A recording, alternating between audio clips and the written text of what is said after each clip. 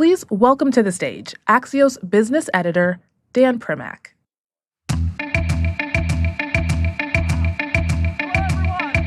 Thank you so much for coming out today for our fourth annual Axios BFD here in New York City. We've done them in Miami and San Francisco and LA, but this is where we started, and I am so thrilled to have you all here today to talk to the people behind the headlines: venture capitalists, private equity investors, activists, CEOs of all stripes. A couple quick housekeeping things. First, if you want to have a conversation with your neighbor on the phone, etc., we have lots of rooms back there, and there's a bar. I don't think it's serving booze yet, but it's serving other things. So please take those calls outside if you can. If you're on the live stream, I'll speak directly to you right now. Please use hashtag Axios BFD. Back to those of you in the room. On the back of your lanyards, there is a QR code that has everything from Wi-Fi information to how you can sign up for Axios Pro. And if you have any questions or issues during the event today, please find an Axios event staff. They're wearing a tan badge. They can help with everything. Last thing, before we get started, we will be having a reception when programming is over later this afternoon. Please stick around. I can't wait to meet lots of you. And yeah, let's get started.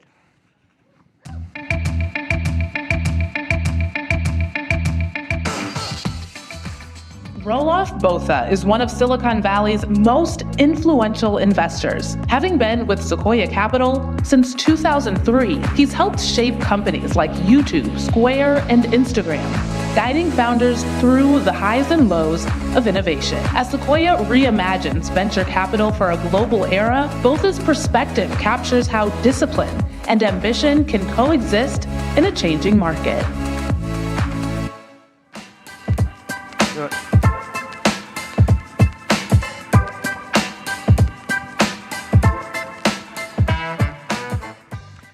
Roelof, thank you so much for coming to the East Coast to do this with us today. Thank you, Dan. Thank you for having me. So we have a lot to get to, from AI to Sequoia investments, but you made some news a couple weeks ago.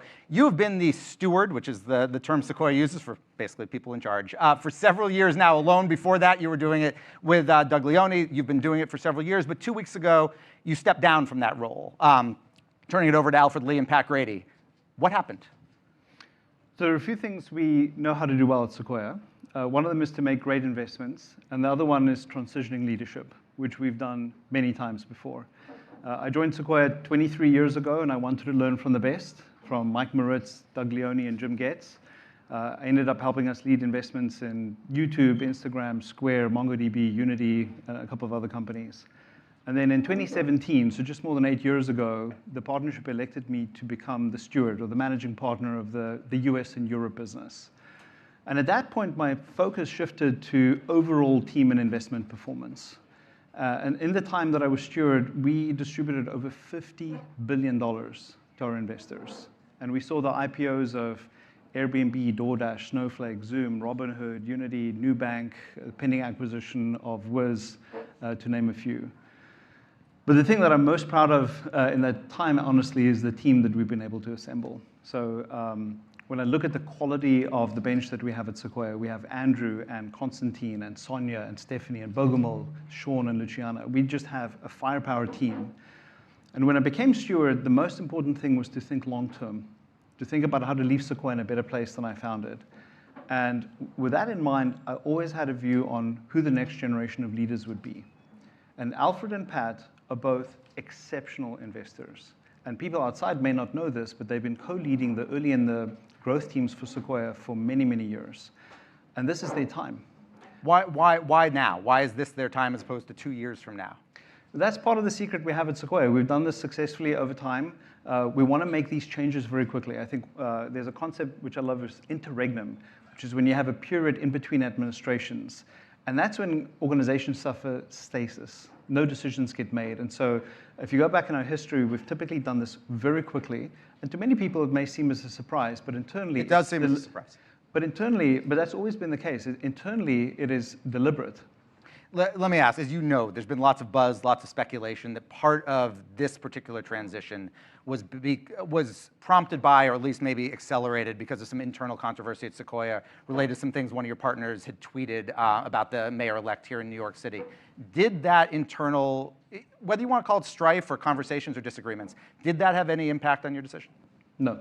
No impact on your decision. None. How do you, I know you won't, quote, talk about personnel decisions, except for this one, apparently. But, how do you, there's been a lot of talk, your COO stepped down over the summer in part because of some of those tweets, or at least she hasn't denied that that's why it was.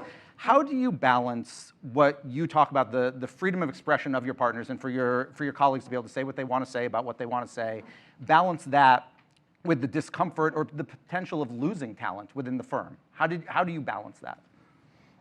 That's the challenge of management, is to balance trade-offs. Every decision involves a cost-benefit analysis. Does that mean there are limits on the freedom of expression of partners? You say cost-benefit. Is there a limit on those sides? I think in any of these situations, there is a point at which free speech becomes hate speech.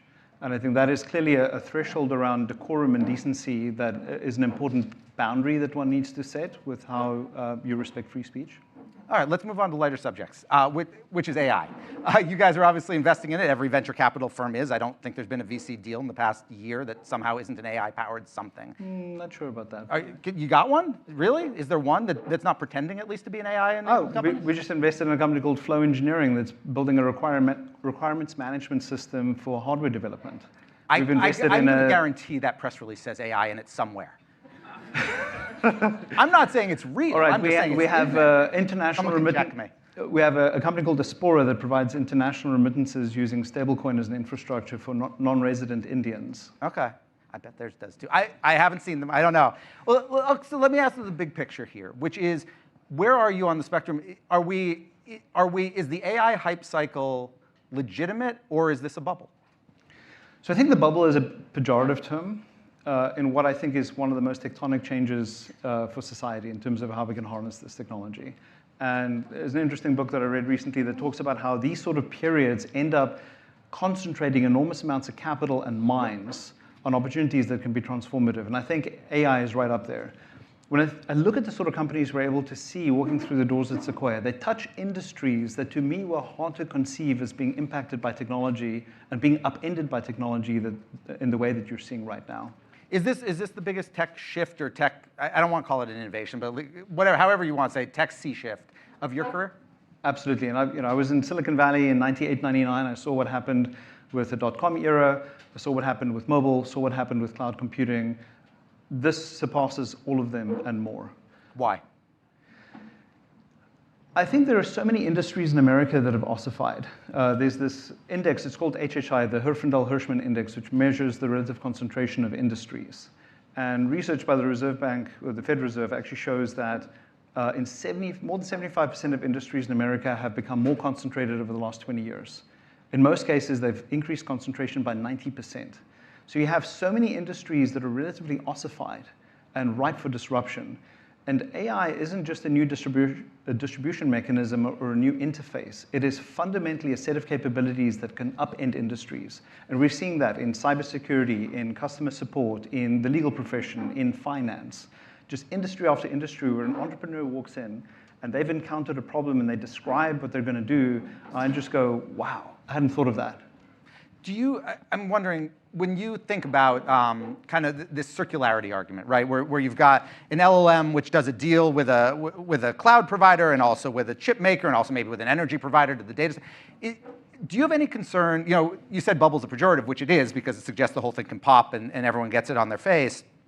Do you feel that there's a bigger risk to it right now because you do have all this interconnectivity? If one company fails, it's not just alone. There's kind of this series of dominoes which is almost being structurally created. Well, the two things, when I think about many of the other bubbles that we've encountered, and I don't think it applies here, I think this is far more constructive than it is a bubble. They were often debt-fueled. And most of these companies are spending money that's on their balance sheet. This is existing cash that's being used. So you don't have the same leverage impact and then deleveraging impact that you may have had in other situations.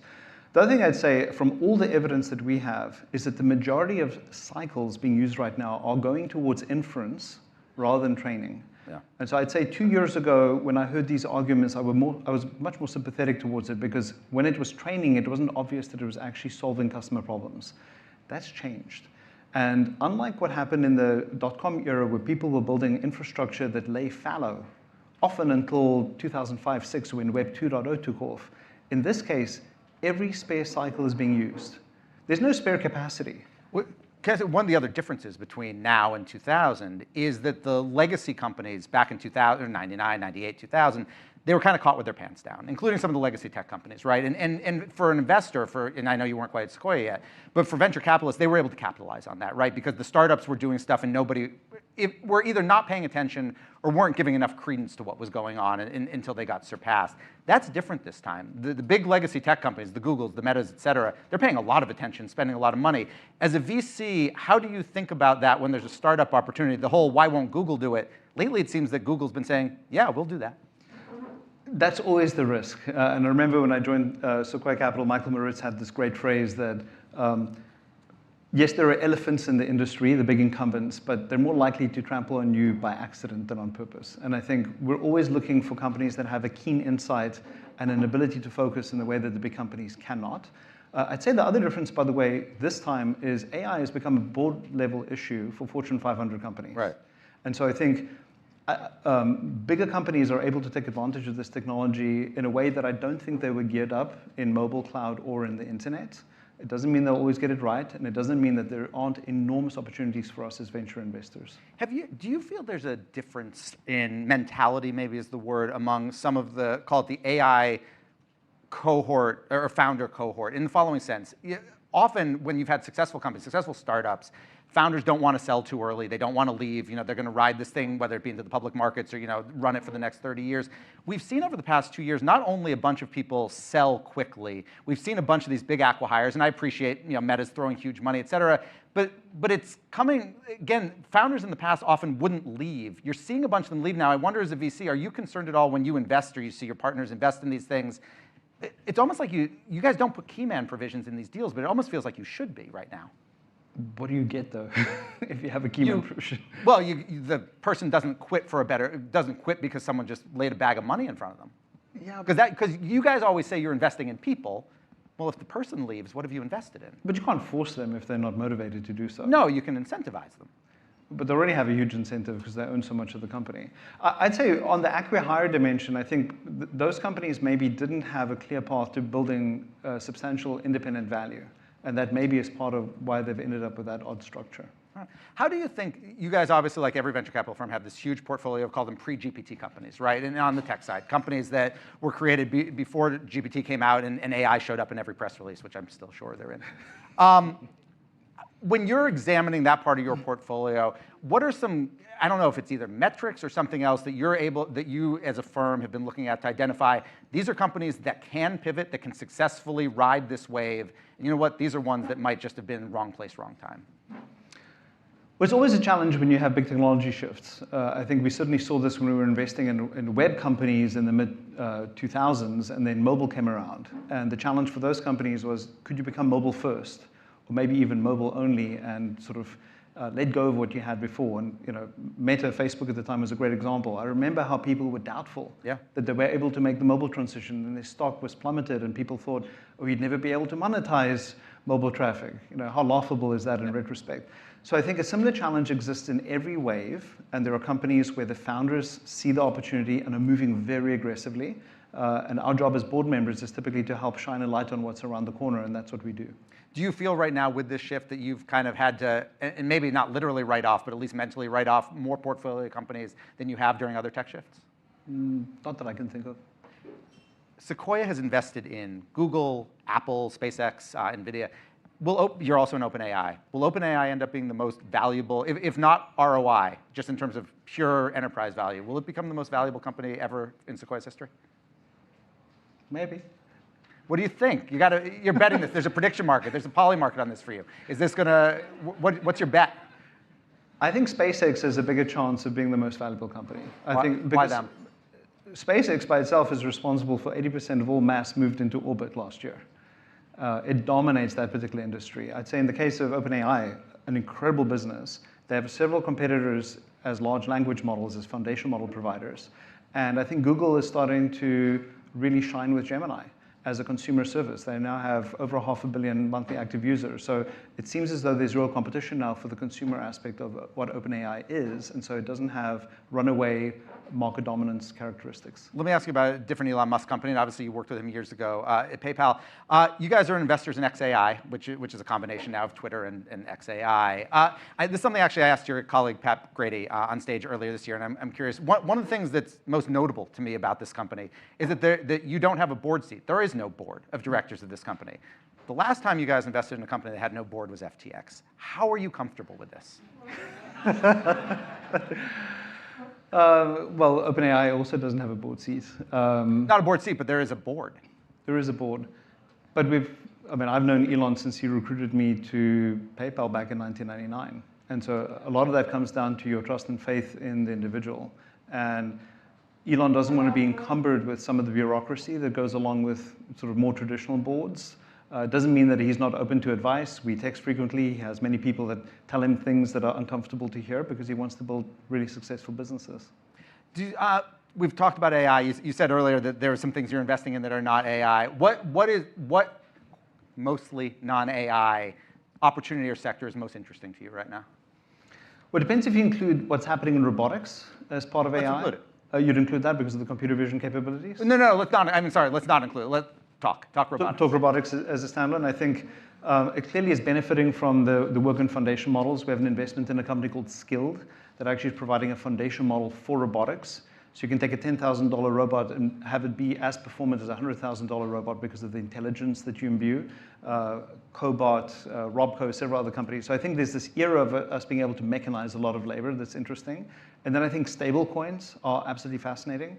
We're an early investor in a company called Bridge that Stripe acquired that's helping with commercial international payments and totally circumventing the need to use the legacy SWIFT banking system, which is expensive, cumbersome, and lacks transparency.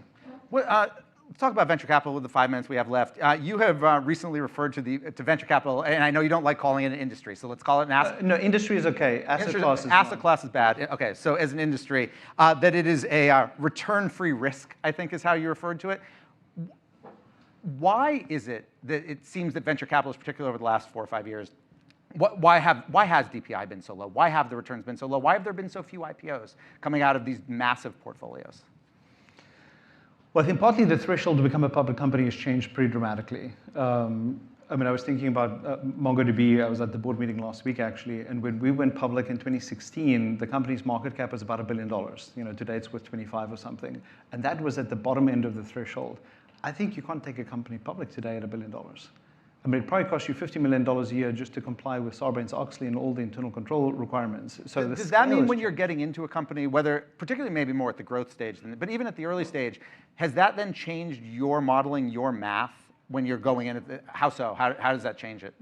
I think the era of being able to own 15, 20% of a company by the time it goes public and have it be $1 billion company is gone. That return math doesn't work. So unless you see a path to this company being worth $4 or $5 billion at a minimum, you can't bank on it being an independent company. And then you're dependent on M&A, which candidly hasn't changed that much under the new administration. It's still pretty darn unfavorable, hence the acqui-hire dynamic that you alluded to earlier. So M&A is not as easy given the regulatory environment. Did you expect that in Trump 2.0 it was going to get easier than it is?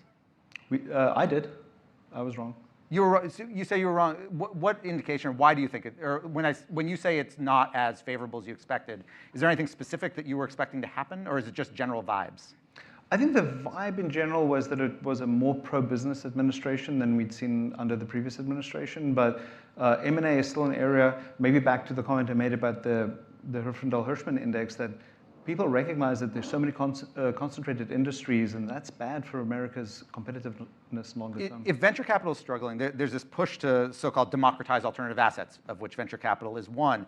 Do you think, is it an asset class that is it an industry? See, this is my problem. Is it an industry, do you think, in which retail investors should have access to investing?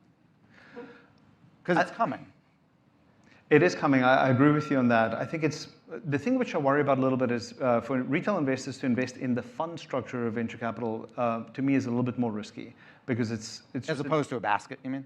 or some sort of venture ETF? I think what would be more interesting is if there's an ability to trade secondary shares in more mature companies as standalone companies. So, a company like SpaceX or Stripe, these are companies that are of massive scale, but remain private, and retail investors don't have an ability to participate in them. Maybe that's an interesting idea. We have a photo. Can someone throw this up on the screen for me? All right. So this is, I used to work at Fortune. This is one of my favorite photos of Fortune. You are up there, up top in the red tie. Here's my question. No, that's Drew. I'm next to Reed with the sunglasses. Right there. You, my bad. I apologize. Bax is up next, right? So these were your colleagues, a lot of your colleagues at PayPal. Here's my question. When you look at this picture, which of the individuals in here has done something that has surprised you most since this, and why? Everybody here has accomplished some interesting things, and none of which had to do with PayPal. I think the work that David has done as the AI David czar, Sachs. David Sachs, is incredible. He's a little bit more salt and pepper than he was back then. But I think he's actually done an incredible service to this country in helping create the legal framework for AI and for crypto to thrive. Fair enough. My final question for you. You said at the beginning of this, when I asked about you stepping back, you talked about kind of passing the baton and moving on. What is the future for you? Are you retiring from, do you eventually kind of step back and retire from investing, retire from Sequoia? You're not that old. What's next? I serve on the boards of 4 public companies that all started as seed or early stage investments for Sequoia, Natera, Unity, MongoDB, and Block. I serve on 12 private company boards. I'll continue to be an advisor to the firm. And right now, I'm doing the thing I love most, which is meeting with entrepreneurs to hear about their ideas. So does that mean you will be making new investments? Yes. I actually have a company that's presenting this Thursday. You have a company presenting this Thursday. Last question. Give me one Sequoia portfolio company that most people don't know about that's the most interesting to you, the most under-the-radar Sequoia portfolio company. I love this company, Exbo. It's XBOW. It's the person who started Copilot inside Microsoft. He's a Dutchman who was a computer science professor. And he started this company less than 2 years ago to solve penetration testing and cybersecurity. And today, if you go to HackerOne, they are #1 in the world. Their software is literally the best hacker in the world, less than 2 years after the company got started. And if you look at the rate at which AI is progressing, this thing is growing and improving at an exponential rate. And I sort of think about the possibilities of this type of technology. I love that business. Roelof, thank you so much for joining us. Thank you.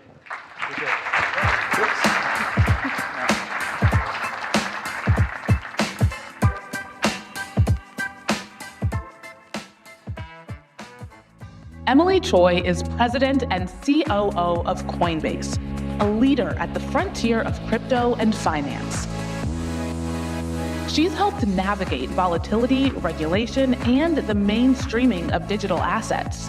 Her vantage point shows how traditional markets and blockchain economies are converging faster than ever before.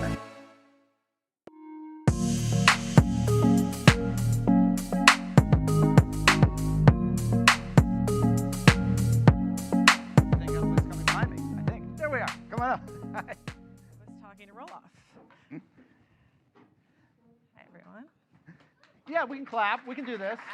That sounds right. That sounds right. Thank you so much. Emily, you're kind of an Internet 1.0 veteran, right? You were at Yahoo and then an Internet 2.0 veteran at LinkedIn. And you've referred to crypto as the money of the Internet. What does that mean to you? Yeah, so I was at Yahoo back when it was cool. Nobody young believes me. But I was there when there were some of the best minds, I think, in Silicon Valley who ended up leaving the company. It's actually a good tale of what not to do, because some of the brightest people in Silicon Valley, like Jeff Weiner, whom I followed to LinkedIn later, were there. And one of the things that I noted at that time was that we were in a read-only environment. So in the beginning of the boom of the internet, there was a lot of consuming static web pages. And then we moved in the social networking era to reading and writing, so interactions on the internet. And then the era of crypto is more about how you take ownership, tokenization, how you take ownership in what you're doing. So in the Facebook era, you might have just put a bunch of content up about your profile, LinkedIn too, where I was. You didn't derive tons of monetization value from that, whereas in crypto, you actually have tokenomics. You take ownership in that.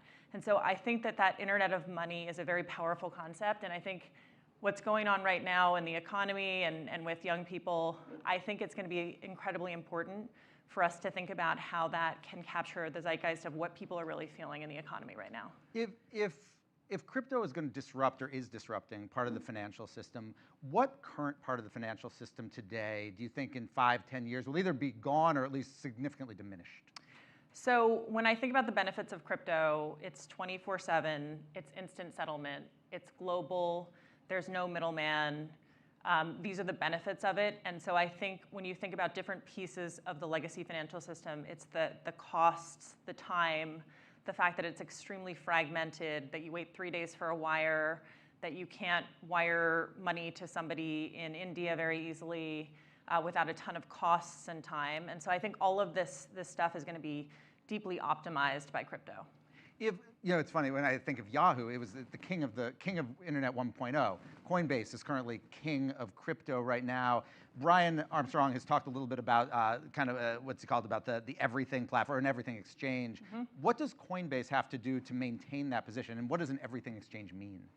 Everything exchange means that we want to offer our customers everything they want to trade, consume in a crypto native way. And we worked really, really, really hard for clearer regulation and policies. We're in the middle of that. The Genius Bill got passed, which was huge, and now we're working on a market structure bill. But what I think this has opened is everybody wants to offer and consume these types of services to their users. The irony is we really, really, really worked hard for that policy to open up, and now we have a slew of competitors in the space. We don't look at it as a zero-sum game. We genuinely don't. We actually think that there's just going to be tons of TAM.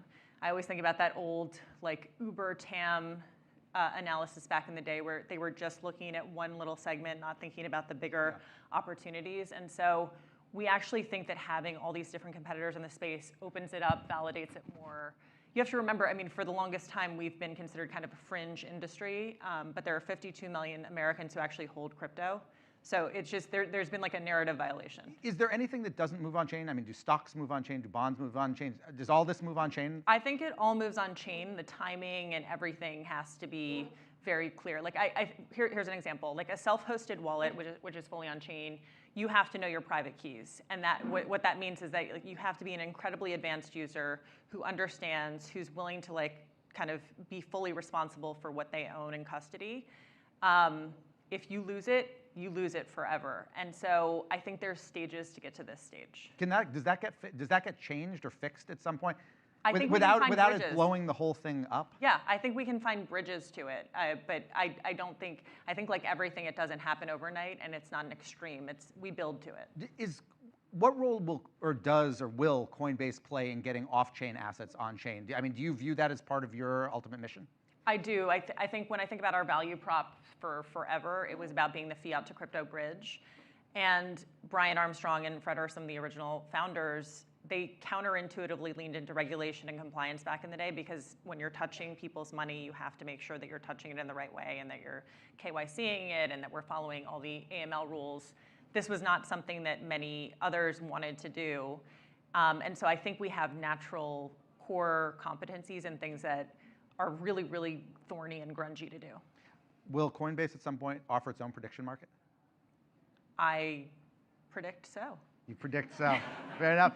You also just launched a token sale platform. Are we returning to the ICO era? Are we back in that? There's a really funny thing about crypto. I don't know if this is true in internet. It might be, but you'll have these little bursts of interesting activity, and then they'll die, and you're like, oh, it's over, it's gone, and then it'll come back in some other form. So, in other words, yes, I think it's another form of the ICO era, but there was clearly demand.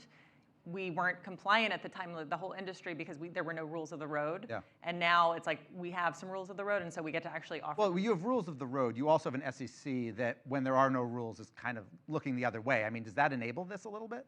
When it comes to ICOs, the SEC hasn't really changed anything when it comes to ICOs, for example. Well, I think there's Except more enforcement.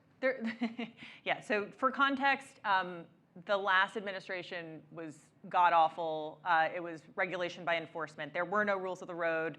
There was a catchphrase that they used, like, come in and register, but it was kind of a joke because nobody actually knew how to register. There was no vehicle to do that.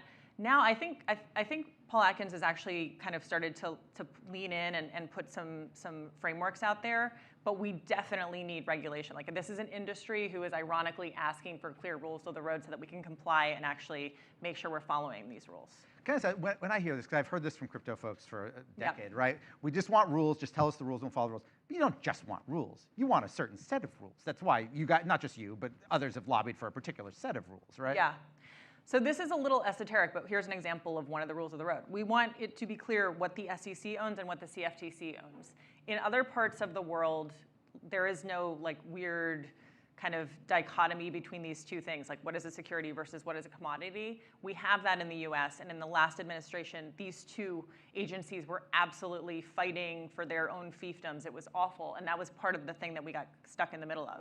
So that's an example of something that would be clarified in this new structure. So Genius Act gets passed. You talked about wanting market structure. Is there a third leg to that stool? If market structure gets done, is there something that follows that? I think there's all sorts of things that we can revisit in the future about like what, there are things that we're probably not even thinking of today, but market structure is just a foundational thing. I'm really proud of the crypto industry. After FTX imploded, we were persona non grata. Everybody hated crypto.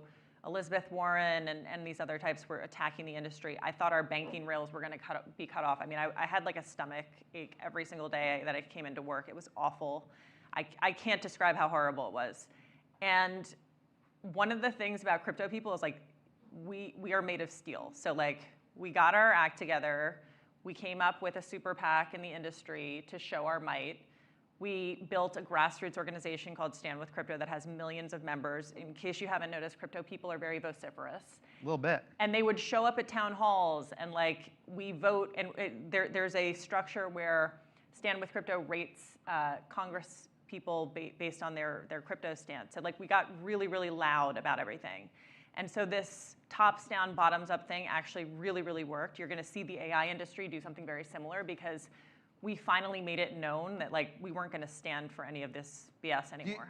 Do you have any concern that if there's a new administration 3 years, say it's more on the Elizabeth Warren side of things than the Trump side, that some of these rules get rolled back? Or do you think that it gets baked, you have enough time, 3 years, that these things just get baked in? There's never enough time. That's why we have to get market structure done now. We just have to. Like we have to make sure that if there is ever a very, very strong anti-business type of government, that the rules of the road are laid out foundationally. And it's the most important thing we can be doing right now. You mentioned the FTX failure. When it collapsed, was your reaction and that of your colleagues surprise, or was it more, yeah, that seems right? Yeah, that seems right. Because they were operating offshore. Like we were getting so much smack from everyone. Why? How do they only have 40, 50 people and they're doing all this stuff? And like, you guys have this huge compliance organization. What is wrong with you? I mean, we got it from everybody. And we kept doing all these bottoms up things. We were like, are we crazy? Like what, to process this many customers, you have to have this level of compliance and all this kind of stuff. We're like, it just doesn't add up. So we thought we were like living in an alternate universe. And then, but it turned out that a lot of the companies that were offshore were able to operate much more freely without rules. And so it wasn't a huge surprise when they crashed. I'm curious, Coinbase donated to President Trump's inauguration. Lots of companies did. You also donated to the ballroom. How did the inauguration? I get every president does an inauguration. Companies can easily figure out how to donate to it. How does the ballroom information get to you guys, and how does that check get written? So we made a check. You should talk to our policy team for more specifics. We made a check to the National Parks nonprofit, and that. But do you know how the information even got to you? I mean, maybe I'm wrong. Yeah, no, We've had national parks since Coinbase was created. Yeah, I don't think you guys gave money to the Grand Canyon Foundation. You know what? We give a lot to different foundations now, and so the specifics of it we weren't aware of. But I also, frankly, don't even have a problem with it because I think if you go to DC, there's a lot of buildings that need to be updated, and so if private industry has to do that, it is what it is. There are, but there's a lot of like apartment buildings that are falling apart. I mean, this is a very, and by the way, I'm not saying it's not smart, but look, I mean, it's to keep good relations with the White House, right? Sure. Sure. Okay. Fair enough. Let me ask you. Talked about how kind of since the Genius Act, you talked about how you have more competition and how more competition's been coming up. Let me ask about one particular company. I'm just curious your thoughts about them coming in, which is Binance. It's obviously the world's largest exchange. Hasn't really been operating in the U.S., starting to a little bit. Do you view them, particularly since they're going to apparently be allowed to operate more in the U.S.? Someone else also donated to the president. Do you view them as a serious competitor in the U.S. to Coinbase? Sure. I mean, I think they've done an amazing job throughout all the years. I think they've met customers where customers wanted to be. They've offered products that I've been really in awe of in many ways. I think that the U.S. is a different battleground. I think customers here have a different sense of their levels of tolerance with respect to leverage and things like that. So I think we're big on global companies getting global with crypto, because I think one of the things that's cool about crypto is it is a global phenomenon. Like historically, financial services are extremely nationalized, regionalized. This idea that a global company can come in and you can compete on products, like we're all for it. We're very pro free markets, and we want to win on our products. We don't want anybody to be held back. The token sale platform we talked about a little earlier, or product, it seemed built in part on a couple relatively small acquisitions you recently did. You've done larger ones this year, like Deribit. In fact, Coinbase is one of the more acquisitive tech companies out there. And you did this stuff when you personally when you were at LinkedIn. How do you at Coinbase determine between buy versus build? So we always look at buy versus build versus invest versus partner. And you'll see this all around the industry. Like you see Robinhood and Kalshi partnering to power some of the prediction markets. We believe very much in a strategy where if we have it laid out in the product strategy and we're going to want to accelerate it through an amazing team, product, business, we will do that. And by the way, I came in from LinkedIn, lateral move to Coinbase. I was same exact role, like head of M&A, because I met Brian. Every founder says they want to do M&A, and they actually don't want to do any M&A. Brian wants to do M&A. He loves being around entrepreneurs and founders who are deeply crypto native, who understand things, who are passionate about building towards the mission. And so I think we may be one of the most acquisitive companies on the planet. I don't even think it's just in crypto. I'm pretty sure we're up there. Do you have a basic lesson for others who are in your role at other companies on once you've bought something, particularly if it's something significant in size, about ingesting it and how to do it well? Yes. Make sure that you stamp out not invented here syndrome, which I think is symptomatic of most companies. So we have 3 acquired founders on the executive team.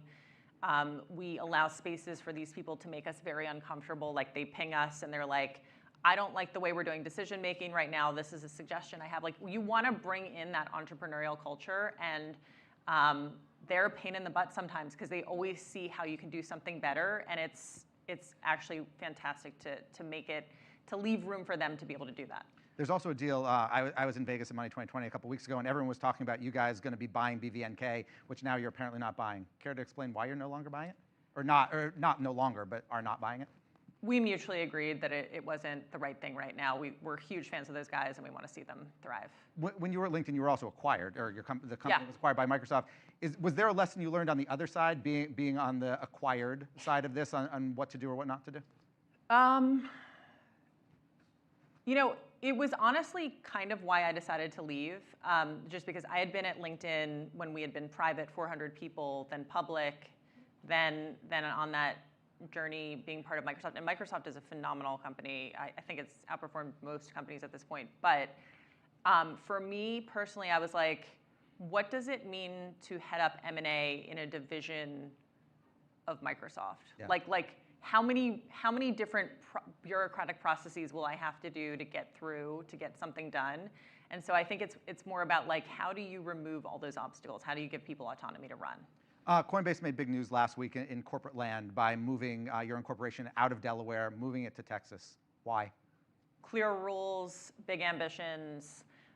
We frankly didn't want to be in a place where rules could be subverted by an activist judge when shareholders had voted for something else. And so this is the Tesla package that. And so for us, we're always going to. Was it that what you said, the Tesla package, that lawsuit in that situation, was that really the thing that sparked you guys? Obviously, that had nothing to do with Coinbase. We look at what is happening to other companies. We look at the ecosystem constantly. We're like, where are there pro-business, very substantial environments where there's predictability of the business, because we want to offer that to our shareholders, we want to offer that to our customers, we want to offer that to ourselves and to the ecosystem. And so where there are clear rules, where there's a very pro-business environment, we're always going to be open to that. There's this concept Balaji Srinivasan once talked about, like voice versus exit. At some point, like you walk with your feet, you show your power with your feet, and we're super excited to be in Texas. Are you surprised? I think there's been 28 D incorporations from Delaware, and like I think last year 250,000 new incorporations. Granted, mostly small companies. Are you surprised that there haven't been more D incorporations? I think we're going to see more. I think we're going to see more. I think we're not ever scared to be one of the first. So I think we're going to see more blue chip companies move. When you joined Coinbase, the company was, not the company, the crypto industry was in the midst of a crypto winter. And you made a comment at some conference.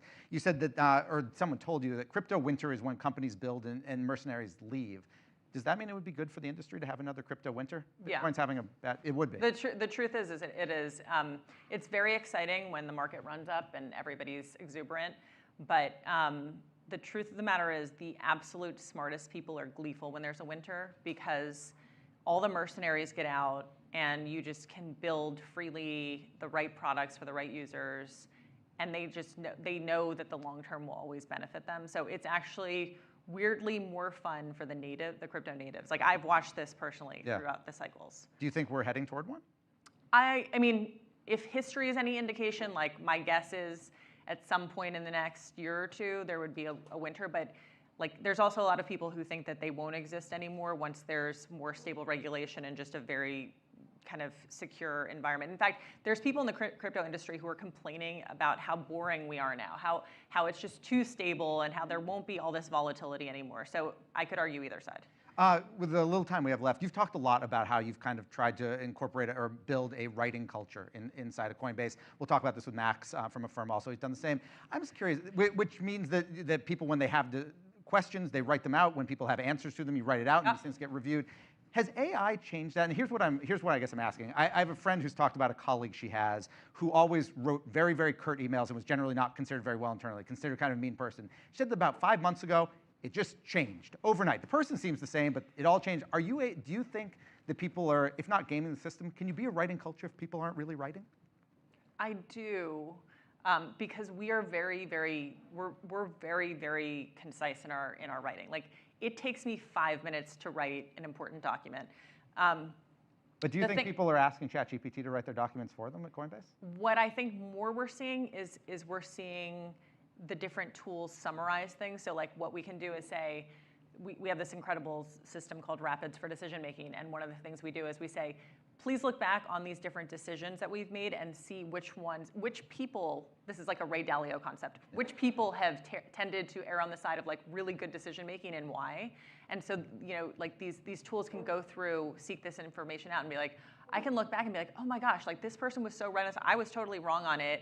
So it's more about the analysis for me than, at this point, better writing. All right, last question for you. It's a dollars question, not a crypto question. The Eagles are in Dallas this weekend. Yes. They're favored by 3.5. Do you take the bet? Of course. Just checking. Of course, Eagles Super Bowl, yes. Emily, thank you so much. So good. So good to hang out. Thanks, Dan. Thanks. Bye.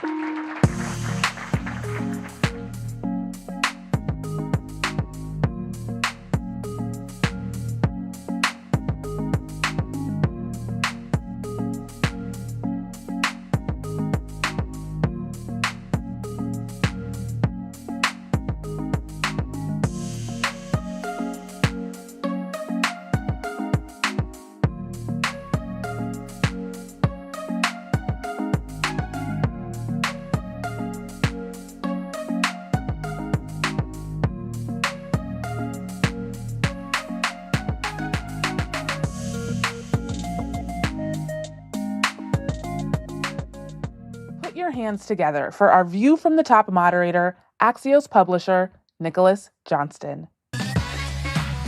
Hello, everyone. I'm Nicholas Johnston. I'm the publisher of Axios. Thank you so much for being here this afternoon. This is our 4th annual Axios BFD, I think our best one yet. We're very grateful for all of you for joining us here at it. Also hugely grateful to all of our partners at Axios. There's nothing that we do at Axios that is possible without the support of our partners, including assembling great crowds like this for awesome conversations, the investments we're making in journalism all around the country. And so hugely grateful to the folks who helped make that possible. And so a big shout out to the Center for Audit Quality for being one of our partners today for BFD. And I'm very excited to welcome back to the Axios stage the Center for Audit Quality CEO, Julie Bell Lindsay. Julie, welcome back to Axios.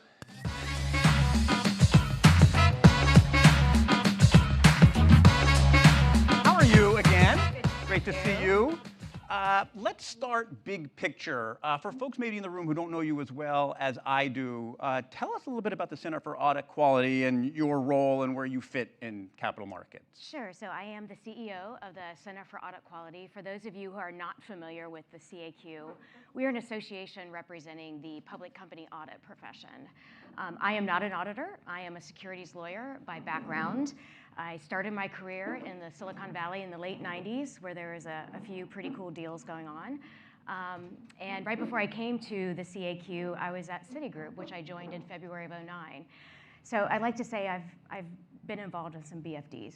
So let's start to zoom in kind of on what that role, like it's starting, I guess, at the core center of that. Like, tell me how assurance keeps trust and stability in capital markets. Yeah, throughout my career, I've always been working with the audit profession. It's the one stable thing that you see with all the volatility and all the changes and everything in the capital markets.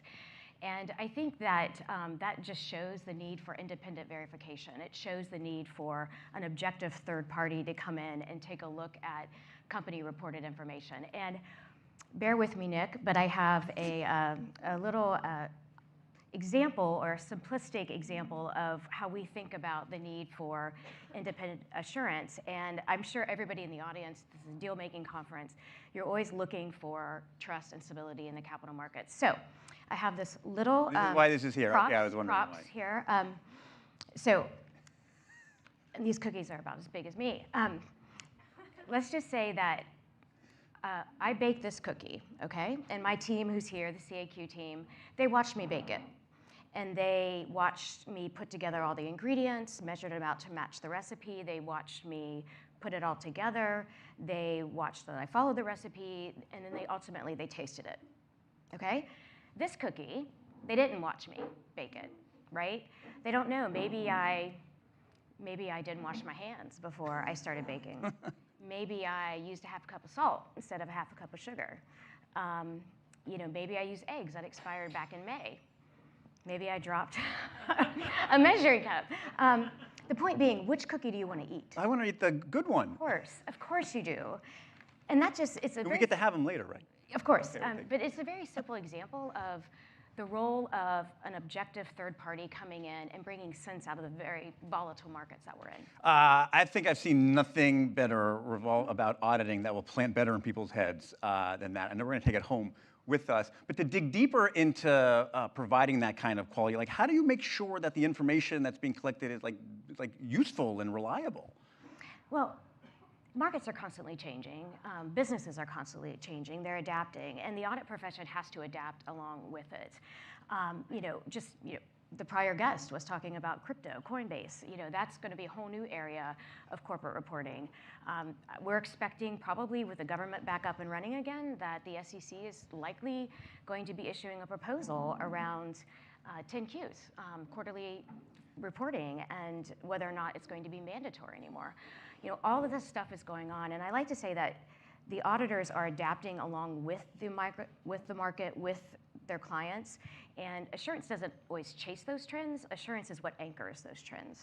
It's kind of a way of looking at it even a step beyond traditional financial reporting. It's not just a balance sheet that I imagine you're looking at. There could be all kinds of things like climate exposure, crypto exposure, cybersecurity risk. Can you take a little bit of time just to talk about all the things that go into those kinds of final decision making to make the information useful? Yeah, I would say if there's one thing I hope that you, Nick, and I know you're learning about audit as we go, and the audience as well, if you could just take away from this discussion, is that auditors are not one-trick ponies, as I like to say. If you think about the skill set of the auditor, it's the data analysis, it's the professional handle skepticism. It's the independence, the ability to analyze the quality of data. All those skill sets are applicable to other areas of corporate reporting and information. I mean, auditors have to adapt from a relevancy perspective. And so crypto, whether it's climate reporting, all these other areas that you're talking about, the audit profession is adapting. Again, the mission doesn't change. It's providing trust in the capital markets for the benefit of all of you and for investors. Can you spin forward a little bit of that adaptation, right? I love like to look over the horizon a little bit. And are there innovations that the industry is undertaking? Are there things you have an eye on that will help the industry keep up with all these changes that are happening? Yeah, people don't necessarily appreciate, the auditors have been using technology in the audit for many years now. Even like if you think about the standard audit, it was sampling small subsets of a company's data. Now with the advent, even before AI, which we can talk about in just a bit, because you can't have a conversation without AI, but even before the use of AI, now auditors with the ability of technology, they're not just looking at a subset of leases. They are looking, for example, at Microsoft's entire lease portfolio. And that allows for the auditor then to hone in on the more high-risk areas, the more subjective areas where sometimes you have some of the nefarious things going on. But I will say, I do not believe that technology and AI is going to replace the need of the auditor or the accountant. You see that quite a bit, I think, in the news. I do think the profile of the workforce of the audit profession is going to change, but I don't see it replacing it because you need that human element. You need the ability to dig a little bit deeper on AI, are there specific innovations like within your industry that have gotten you excited? On the flip side, right, how do you approach the way companies talk about AI to make sure that they're being honest? Sure. So from the audit side of the house, many folks don't realize that the largest audit firms, they've invested at this point between $6 and $7 billion in AI tools, and they are starting to use it in the audit. I'm not going to stand here or sit here and say that AI is doing audits right now, but it's certainly the cusp of, just like everything else in the AI space, the cusp of where we're going. Back to the companies and how they're using AI, and again, we're kind of at the beginning of this.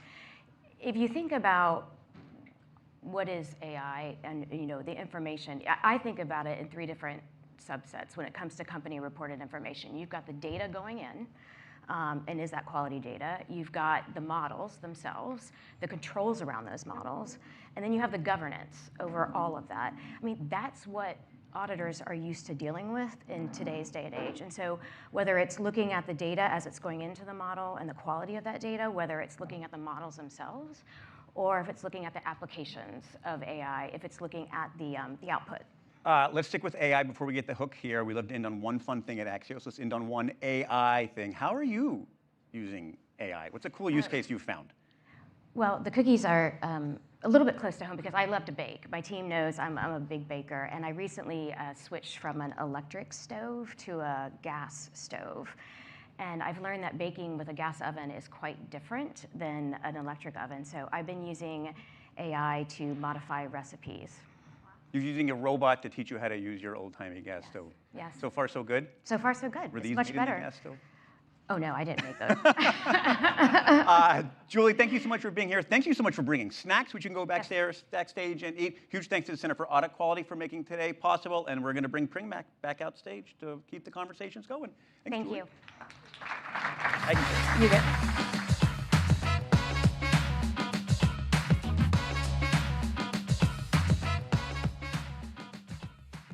Mark Lipschultz is co-founder and co-CEO of Blue Owl Capital, one of the fastest growing firms in alternative investing. He's a key architect of the private credit boom, helping companies access capital beyond Wall Street's traditional gates, and a key player in financing America's data center build-out. Lipschultz captures a defining shift in modern finance, the rise of long-term, steady capital powering the real economy.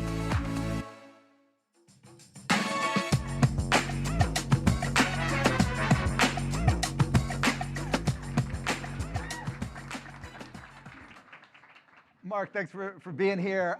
We are coming up on the 10th anniversary, I believe, of Blue Owl, or kind of what you had a former name of the firm.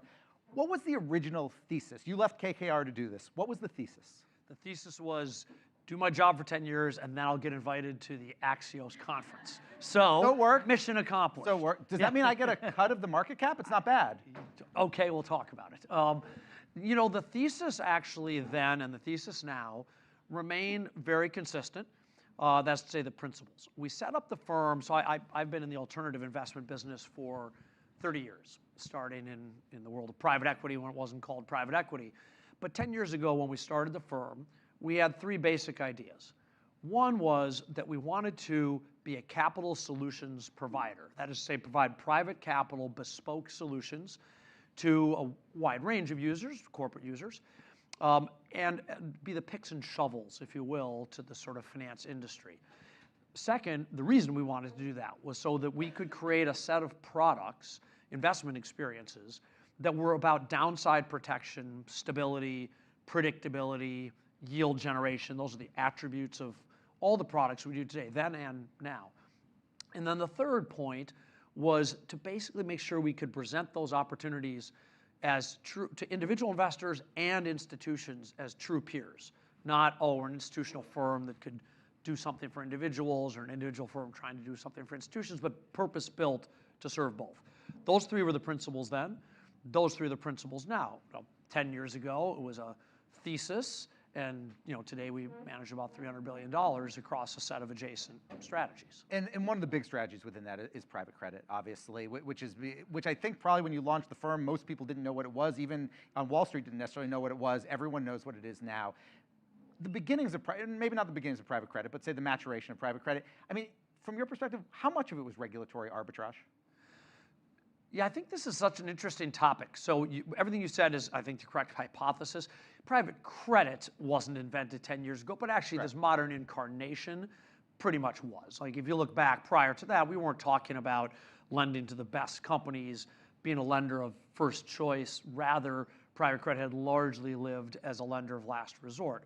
And part of our thesis, and not ours alone, was to redirect the business toward being a preferred lender for the best companies, not the lender you went to if you couldn't get anybody traditional to lend to you. Now, as to the regulatory arbitrage, I'd put it in two categories. There certainly was a regulatory element at the time post-crisis that led to a lot of restrictions on the banks participating in the traditional marketplace. And so that was distinctly a catalyst for accelerating the transition from the traditional bank market. Would Blue Owl exist maybe is an overstatement, but would it be what it is today if the post-crisis, if those rules hadn't been there, if those Dodd-Frank rules, if those extra weren't there? And it's an interesting hypothetical. I'd say this, the fact that those Dodd-Frank rules were there and the shift that accelerated in the market most certainly opened the aperture. But that said, this is actually a perfect lead to the second point. This migration from a traditional, hey, banks lend money to these, by their measure, the mid-sized corporates, large by our measure in private world. But that was happening for 20 years prior. Like when I started in 1995 at KKR, when we had 20 professionals, front, mid, and back office, and a gigantic $3 billion fund, already we were on the front edge of this migration from banks being lenders to banks being intermediaries. And that's not a critical comment, it's a business choice. And that already had been happening. They like to still be lenders, by the way. Well, they do and they don't. They want to be underwriters. It's a very profitable business. They actually don't want to be lenders. And that's not pre and post-crisis. How they took risk on their balance sheet, who owned it for that interim period of time changed. But keep in mind, in 1995, when we did a financing, we'd actually go to mostly banks that don't even exist anymore because they've all consolidated. And they'd literally say, okay, I'm going to take 500, I'm going to take 250, and we write up a spreadsheet of literally who's taking the debt. And over the next 24 years before the crisis, that was changing dramatically. The banks had long exited the primary business of being the lender and become the intermediary where they can make a higher return on capital. So in a way, it's a very interesting intersection because both, I guess, could be true, which is it was this trend away from being a lender to being an intermediary started decades before the regulatory change accelerated the transition. as you know, private credit has come under some scrutiny, more scrutiny than usual in the last couple months. There was a couple of companies that went bankrupt, neither one of which were your companies, neither of which were really actually had private credit. But in the aftermath of that, Jamie Dimon of JP Morgan obviously comes out and somehow pointed a finger a little bit at private credit. He made the comment that you all have to start looking for other cockroaches. Is he right? Are there a bunch of cockroaches sitting inside the private credit portfolios? Well, we take it in layers. Let me start with the thing I can speak the most directly to, which is Blue Owl. And our credit's in outstanding condition. Our portfolios are in outstanding. But I mean, when you say that, I mean, part of the argument that I think Dimon would make, and I don't want to speak for him, he could have come and done that, would be you don't necessarily know because there's looser standards on the debts, it's easier to defraud you. So it looks good, but that's the whole point of a good fraud, right? The lender doesn't know. So, ironically, the thing is we do know. Now let's accept that fraud could happen to anybody. Like, I'm not pointing fingers. Thankfully, we haven't experienced that problem. I think there's a lot of reasons to think there's a much lower likelihood of private credit markets being susceptible to it. But that's a sideshow to this point. Let's put credit and fraud in its own little box and kind of talk about credit more broadly. And there, we know a tremendous amount, which is to say this is one of the advantages of private credit, which is we do extensive due diligence. We have much more restrictive documentation. And we get to be interacting with the companies constantly on a private basis. What do you mean by our documents, our covenants, our restrictions on what that company can do are far, far tighter than the public market equivalent. Sometime my partner Craig says it this way, which is directionally correct. Our weakest document is probably better than the best document in the public market. And when I say the best document, what can you do once you're a borrower without the permission of your lender? Because we're not a diffuse lender. We are the lender, or we and a couple others like us are the lenders. So we are in a constant dialogue, and we start with very restricted on what you can do. And certainly we're watching out for the ability to move collateral, to put debt ahead of us. It's a simple capital structure. There's equity, and there's our debt. And either you're going to own it, or we're going to own it. Preferably you're going to own it. And the experience over the last decade for us has been an average annual loss rate of 13 basis points. But most importantly, to your point, because it's a forward-looking question, remember, when you're a private lender, we're getting information from companies, whether quarter, monthly, weekly, if it's in some cases. So we know exactly what's happening with those companies. And nobody goes from, I'm doing fine, boom, I'm in trouble. That happens in the public market because nobody knew they were already in trouble. In our world, with sponsors, remember, we have sophisticated sponsors, also important part of this equation, that own these companies, highly credible people, right? The KKRs of the world. Well, in our world, most of what we do is sponsor back. People used to debate, is that a good thing or bad thing? Our argument now probably proving true is it's a good thing because you want someone that has a big concentrated position that's sophisticated and actually is going to detect any problems and certainly isn't going to pass them on. You can be sure those reputable firms aren't the ones that are overseeing those kinds of problems. So what does it allow us to do? It means if you have a problem, we see someone underperforming projections, underperforming, then they call us and say, hey, I might have a covenant problem in 2 quarters. Let's talk about it. We know quarters in advance before there's any kind of broad problem in a portfolio. Could any one company show up? Sure, I suppose it could. But I think the total misunderstanding is this idea that there's something lurking that could kind of spring upon us. It can't. It's one of the things you talked about, and we've talked about this 10-year period with the kind of the COVID blip. I'd say from an economic standpoint, the COVID blip, right? Because the markets came back very, very quickly. This generation or this evolution of private credit really hasn't had to operate in a bad economy, in a recessionary economy. Does that change things if we end up in a recession? Does that change not just trajectory? Obviously, it changes trajectory, but do cockroaches come out from under the cupboards if the recession hits? Well, a couple thoughts. In extreme distress, I mean, a recession of any sort, clearly that is negative for any company and any part of any company. So it'd be silly to suggest like we're living in some some vacuum or bubble. Of course, we're not. However, when we underwrite credits, and we've looked at 10,000 of them to make the loans we have, over 10,000 now, we are modeling the cases of, hey, let's suppose it's another GFC. Let's suppose it's another deep recession. So it's not as if these haven't already been considered that way. And the loan to value with these sophisticated buyers, we lend on average 45% of the purchase price. So remember, this is going to be very important. The other party has to lose 55% of the money, right, more than half the capital structure, for us to have $1 of problem. So will there be incrementally more companies that have challenges in a recession than not? Absolutely. In which case, you'll be extremely happy that you chose to be in a senior secured lending product as opposed to an equity product or a junk bond product. So it's a little bit of compared to what? Comparatively, you'll probably do even better comparatively. I prefer no recession. I don't see one right now. You talked about earlier kind of how the firm has grown, and you've purchased a bunch of things. Obviously, you guys had the big merger with Dial. You added things both on the private credit side and the real estate side, even a life sciences kind of growth equity investment firm.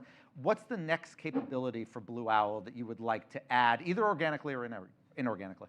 So our business has one thing that hasn't changed, or those three things that I described before, and then one that's always changing, which is, look, what we want to do is get positioned where there's ultimately an imbalance of capital in favor of the provider, or where there's a marketplace that hasn't yet adopted private solutions and sort of seen the value of that proposition, or as we put it, copying Wayne Gretzky, trying to skate to where the puck is going. So I think actually the two places the puck is going in our world, where you have those attributes of more protected products, is in alternative credit, meaning like asset-backed credit, and in digital infrastructure. And actually, we're in a fabulous position in both of those. So there's no other market we look at today and say, gosh, we have to be in that market. There are logically adjacent markets. We're leading in digital infrastructure. There's obviously broader infrastructure. We do US-focused private credit. There's European private credit. So I mean, there's some logical adjacencies, what I'll call strategic imperatives. You want to be ahead of the game. I think we feel like now we actually have assembled those. Since I don't think you're actually officially raising your next digital infrastructure fund yet, you just said you're going to next year. I don't think this actually violates anything. The last one was $7 billion. Will the next one be bigger? I fully expect it'll be very well received, given the That's not success the we've question. had. I didn't ask about well received. But it's an answer. It'll be very well received. And remember something, we do actually already have another version, which is, this is part of our model for like democratizing access. I don't mean to like use a, like a high-minded word, like just broadening access, individual investors. We've actually created an access point for individual investors to participate in the same kind of product as that institutional fund. Well, I assume and that's what QIA is anchoring with $1 billion. But I assume accredited investors, correct, or am I wrong? No, this is being done in what we'll call a wealth product, a trust. So actually, like a REIT, it's not technically a REIT. So no, actually it can be for, it's not pure retail, and that's not the place we aim our products, but it's very broad distribution. Yeah, let me actually, so I want to talk about both digital infrastructure, but let me just ask about this briefly, because Roloff and I discussed this a bit, this democratization of alternatives, where 401ks soon probably are going to be able to invest in alternatives. It's unclear exactly what that'll look like. Is this, broadly speaking, a good idea? You've seemed to suggest that the floodgates shouldn't completely open. Yeah, well, let's start with the fact that Roloff's a genius, so I'm actually interested in comparing notes for sure. But I would go a step and say it's a very good idea, but that's the kind of walk before you run. And it's not, all products belong in this market now. We need to do it right. There are products by their attributes that are much better matches to individual investors. Products that have low, if you will, kind of inherent volatility. A credit product is, by definition, a lower volatility It's also, than equity. Private credit products also, by their nature, aren't terribly transparent to their own investor, not to the lender, but to the underlying investors. Do you feel you guys will have to become more transparent about the underlying assets if you're taking 401k money? So our origin story, fortunately, is to be hyper-transparent, because remember, we early on developed the use of the so-called business development company, BDC. Our first product, and most of our products since, are in fact registered with the SEC. They have majority independent boards, and you can pull up our Qs on a wide range of our products, and every line item is listed. There's not a bank on earth where you can go look at every line item. You raised your BDCs. You guys halted redemptions on one recently. It's become put in the headlines. Is this specific to that product, or do you think you're just the first in a line of these to come and you're taking fire because others are about to follow you? It's unfortunately tremendous misinformation. Let me kind of reset on that. So you're referring to this private BDC 2, as it's called, which was one of the original Gen 1 kind of BDCs. It is not what people today think of as these wealth products. It was never designed or operated as a continuously offered, as we call them. That is to say, these products that are private for life. Let me just state a few things. It's been a tremendous success. It's generated over a 9% return, which I think is 400 basis points in excess of the public market alternative for nearly a decade now. Credit performance still has been outstanding, and we have fulfilled every tender offer successfully. What we did choose, and what you're referring to, is to say, look, we did talk to people years ago that ultimately, unlike current private for life products, which this has nothing to do with the core income, TIC, CIC, was we will give you a path we expect to liquidity, which is likely a public offering or a merger of some sort. And we've been talking about the merger idea for years. All we did is say, you know what, we'll create the opportunity for that vehicle to choose to merge with a public vehicle so that they have liquidity. Now, unfortunately, it happened at a time when right now BDCs, people have turned very negative on the BDC sector, and we've been to this movie numerous times over the last 10 years. Everyone trades down, and then lo and behold, people realize, as is the case, credit is great, yields are great, and generally things revert toward NAV. So this moment is a conflagration. The product is a success. Its credits are a success, its returns are a success, its tenders are a success, and the only thing we were trying to do was offer this liquidity path, and that's what's kind of gotten all convoluted here. So, and therefore the restriction on redemptions is only during the pendency of a merger. It is a standard practice to turn off both the incremental redemption during that time, as well as, for example, the DRIP. We turned off the DRIP. We can't take money in either. There's just a moment where you go through a merger that's pending, and that's it. So it's been so misunderstood, and I regret that, but it has been. I'm just curious, in the time we have left, Go Digital Infrastructure, you guys announced this big $30 billion joint venture with Meta in Louisiana to build this giant data center. How does that deal come about? How do you and Meta end up in business together? Well, you have to start by having the capabilities, the focus, and again, by virtue you mentioned of acquisitions, we acquired with a view that digital infrastructure was going to be a really attractive risk return. We wanted to have... I'm sorry to interrupt you. When you said the risk return, what's the risk? Is it tech risk? Is it real estate risk, energy risk, counterparty risk? What's the risk? So the risk in the way we do it. So first of all, everyone on Earth is going to talk about data centers, and you're going to read stories, and I'll say this with the appropriate irony, the more noise people want to make about the data center sector, they ought to have at it, because it's just making more opportunity for us in this arena. We do a very particular thing. Remember, in real estate writ large, we have been now for 15 years with the legacy business, the market leader in something where we do leases with investment grade companies for their assets, including, for example, Amazon's distribution centers. And everyone correctly thought, well, that's a really good idea. And it's been an enormously successful product institutionally and for individuals. What we realized organically was we were seeing a draw toward assets by corporates or data centers.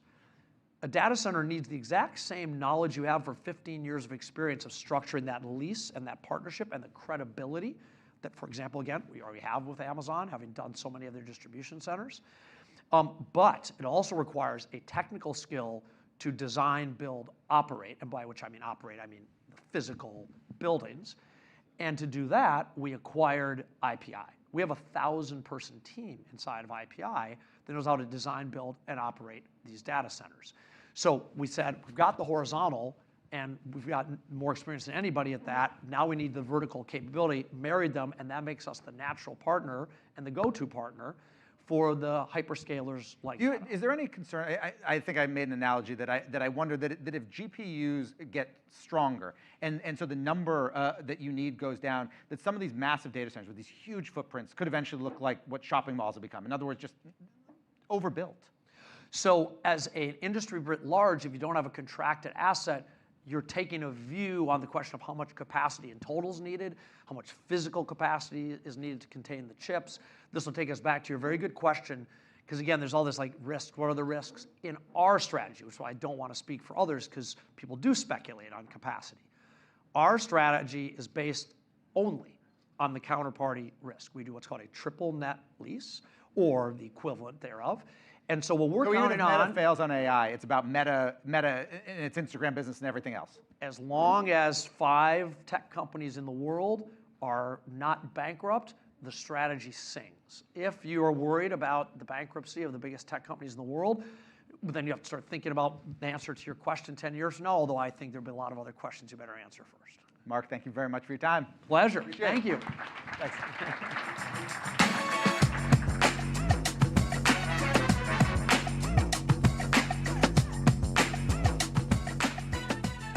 Here he is again, Axios publisher, Nicholas Johnston.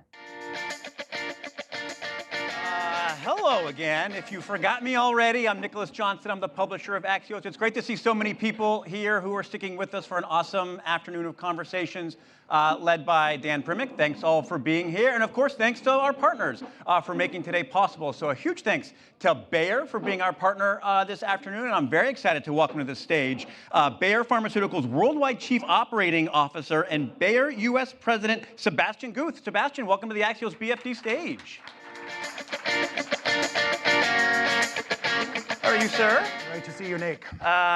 So this is 100% true. When I travel, one of the things that is always in my suitcase is a small travel size package of Bayer aspirin, which is probably the way many people are familiar with Bayer in the crowd. But Bayer Pharmaceuticals is more than that, I imagine. Can you maybe give us a big picture of the whole company? Sure, Nick. I mean, we've been at the forefront of science for more than 160 years. And while we're most known for aspirin, our portfolio obviously is significantly broader. So in our pharmaceuticals business, we today hold a leading position in areas such as cancer, cardiovascular disease, and women's healthcare. We operate in about 80 countries around the world. The US is our largest and fastest growing market.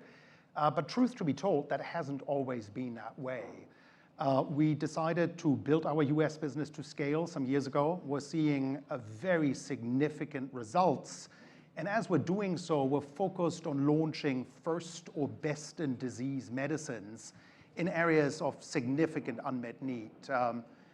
If you look at this year alone, we've already seen 3 major FDA approvals and are the second fastest growing pharmaceuticals company in the United States. Let's dig in a little more on, I think, 3 of the areas you mentioned: cancer, cardiovascular disease, and women's healthcare. Are there specific things in those areas that are driving growth right now? Sure. I mean, first up, I mean, we're focused on cancer, cardiovascular, and women's healthcare because those are areas that affect pretty much everyone, many Americans. I mean, if you think about this audience, I'm sure that everyone has family or friends that are impacted by either cancer or cardiovascular disease. In cancer, we launched Nubeqa, a prostate cancer medicine, back in 2019. We were third to market and are today the leading and fastest growing medicine Nubeqa is in its class. Truthfully, the best is still to come. So we're seeing tremendous momentum in that franchise. In cardiovascular, we launched a treatment with Kerendia in chronic kidney disease and type 2 diabetes in 2021 here in the United States, and are expanding on its legacy as we speak. We've just gotten approval for the use of Kerendia in heart failure with preserved ejection fraction. Right. And that is a very significant part of the heart failure population, about 4 million Americans that have to date had very little options. And then last but not least, women's healthcare. We've launched Linquet, a novel non-hormonal treatment for the 27 million American women that are going through menopause transition just last week. And that's actually a very exciting launch. Right. That's in the making. That's a good record of achievement, but you got to spin this forward. Like, pharmaceutical development is all about the pipeline, what's coming next. I know that came up on your earnings call last week. Give us a look into that. Like, how are you building and replenishing that pipeline for the next batch? Sure. I mean, we've invested $7 billion in the United States over the past 5 years. Much of that was focused on research and development. We're currently advancing 31 programs across the entirety of our pipeline. And those are programs that hold tremendous potential for patients, but also significant commercial value. An area I would call out and just highlight as an example is the tremendous work we're doing in cell and gene therapies. We have the most advanced pipeline in Parkinson's disease. We are advancing, as we speak, both a cell and a gene therapy in late stages of clinical development in Parkinson's disease. And that's just an area where very little has happened over the past decades. You know, there's 1 million Americans with Parkinson's disease. A very close friend of ours was diagnosed with Parkinson's disease. He's in his mid-50s about a year ago. And just, you know, experiencing and seeing how devastating the impact is it gives me chills as I think about the prospects of what we could potentially be launching here in the United States and well beyond. To take a step back a little bit, I want to talk about the policy environment, tariffs, policy, regulatory uncertainty from Washington, D.C. How is that impacting how you're thinking short-term, long-term here in the United States?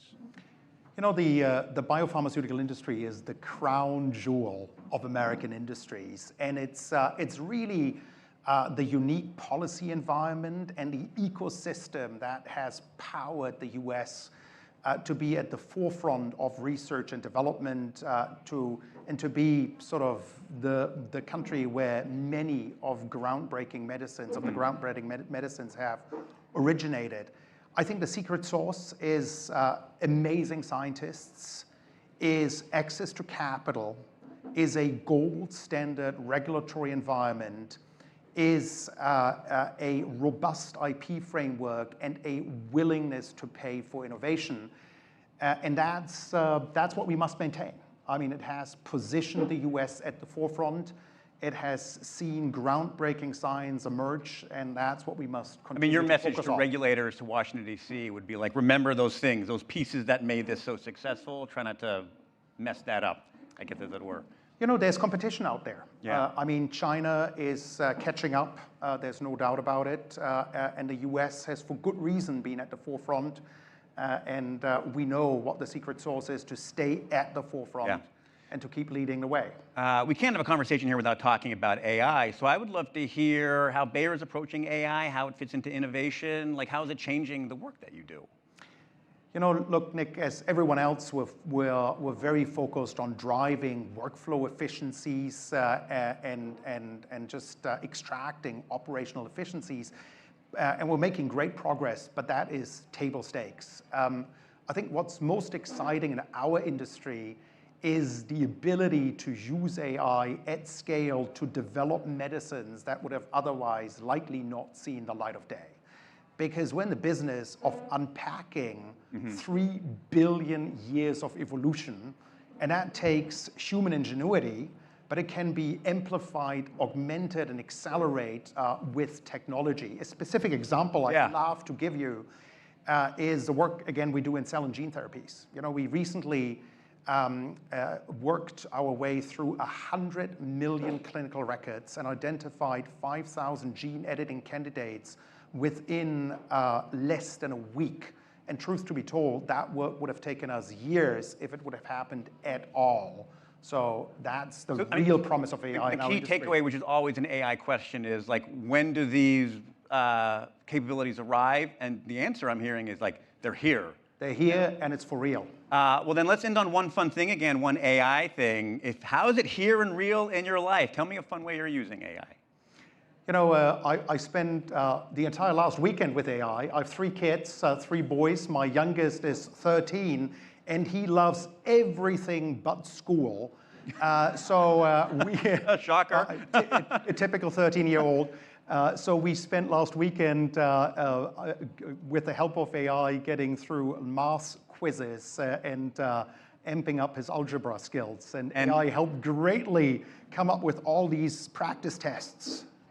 So speaking of AI innovations, are they theoretical or here? They're here if you need to teach a kid algebra. All right, well, I've got a 10-year-old now. I've got a plan that I'm taking home with me as well. Sebastian, thank you so much for being here and sharing your insights. Huge thanks to Bayer for making today possible. And we're going to put Primac back to work in a second. Thank you, Nick. Thanks for having me. Thank you.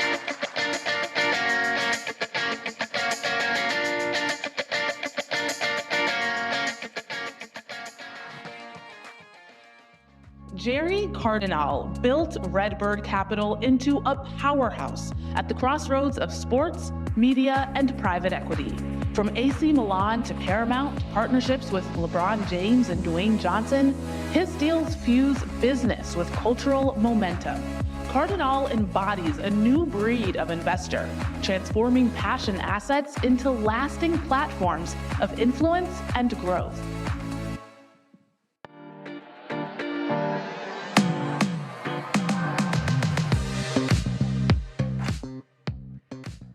Jerry, thank you so much. You are the first. Yeah, clap. I believe you're not just one of the first repeat BFD guests. You were actually the first guest at the first BFD in New York City in Chelsea. Look at this crowd.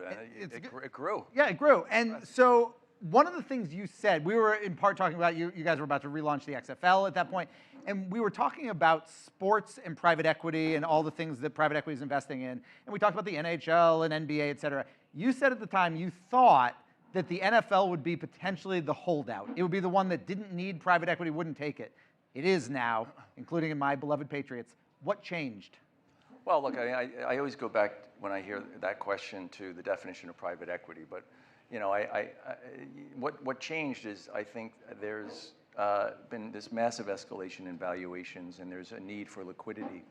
And so, you know, given the ownership rules, you can actually, you know, sell minority stakes at control premium like valuations and still control the team. And so, you know, I think the NFL, I think maybe the way we would modify that statement from last time is that the NFL was going to be the last. They were going to see what everyone else does, and then they were going to do it uniquely their way. I think they accomplished that.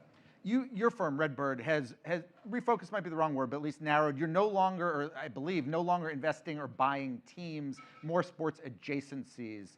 Is that accurate? And if so, why that switch? Well, look, we never. I know you were always doing adjacencies. That's not adjacencies. What he means by that is that, you know, my model, which we really started when we created the S Network 25 years ago, was partnering with teams and leagues and building terminal value businesses around those rights, right? And I still contend that basically is still the model. I think during COVID and over the last 5 or 6 years, we decided to vertically integrate and buy into teams, become the rights holder ourselves, and we did that with teams. We did it with leagues. And so, you know, at this point, I have what I consider to be the 10-pole positions that I want to build on. So we have a great investment in Fenway Sports Group. That's the only investment where I decided to make an investment where we were the junior partner to that team, but it was really in recognition of what John and Tom and Mike and Sam Kennedy and those guys are doing. I think they're top of class, you know, in terms of sports management and ownership. They're not winning any playoff games. Go on. But then, you know, look, we really became a control owner in a big way with AC Milan, and you know, we did relaunch the XFL, as you said, and then merged it with Fox's property to become the UFL. So we have our 10-pole positions in terms of sports vertical ownership. But what I'm more interested in, you know, frankly, is using those platforms to do a version of what we typically do, which is build businesses around those. And then obviously our core model, which is things like EverPass with the NFL, On Location, Legends, One Team, yeah, where we'll build terminal value businesses. If LeBron retires and does get a team in Vegas, do you want to be part of that? Well, you know, we looked at that, and I just say that right now my focus is more on what the NBA is doing in Europe. And so given now, as that has evolved, when we first started looking at it, we didn't own AC Milan. Now we own AC Milan. So I think my focus is going to be on continuing to build out that part of the world and that portfolio, if you will. One constant of pro sports is that the valuations keep climbing. It seems that every successive sale is higher. The Celtics get sold for a record. The Lakers get sold for a record right after that. We've seen it in the NFL. From your perspective, are these teams currently being valued properly, or is there no such thing because of the supply-demand? Look, beauty's in the eye of the beholder, so, and it's a market. I'd say the commentary I've made around that gets mischaracterized. I'm long sports rights. I'm a sports owner, so I'm very aligned and long price escalation. I think the financials have to catch up to the valuations. So it's less about are the valuations right. You know, somebody's willing to pay those prices, so by definition, you know, the market. But does it surprise you that we're seeing so many private equity firms, either ones get formed for this purpose or maybe practices within ones? It's one thing for an individual who's, you know, wants to buy their hometown team, right? Values in the eye of the beholder. It's a toy to some extent. That's different for private equity, right? Because private equity is doing it. You say the financials have to catch up. Private equity shouldn't be waiting for the financials to catch up. It should be doing it because the financials make sense. Well, this is the difference. You know, with the one exception, as I said, of Fenway, you know, I will never be a passive minority investor in something. I will only invest where I can control or shared control. And so, you know, Redbird could launch one of these funds, but the difference if we launch one of these funds is that the stakes that we will contribute into these funds are going to be where we have the hand on the ability to drive the financials catching up to the valuations. Right now, you know, from what I can see, it's just beta, it's just passive investing. And that's okay for a certain, it's just not what I do and it's not what I'm interested in. I want to go into these ecosystems and I want to partner with rights holders and help them, you know, professionalize their business. And frankly, you know, these things trade on a multiple of revenue.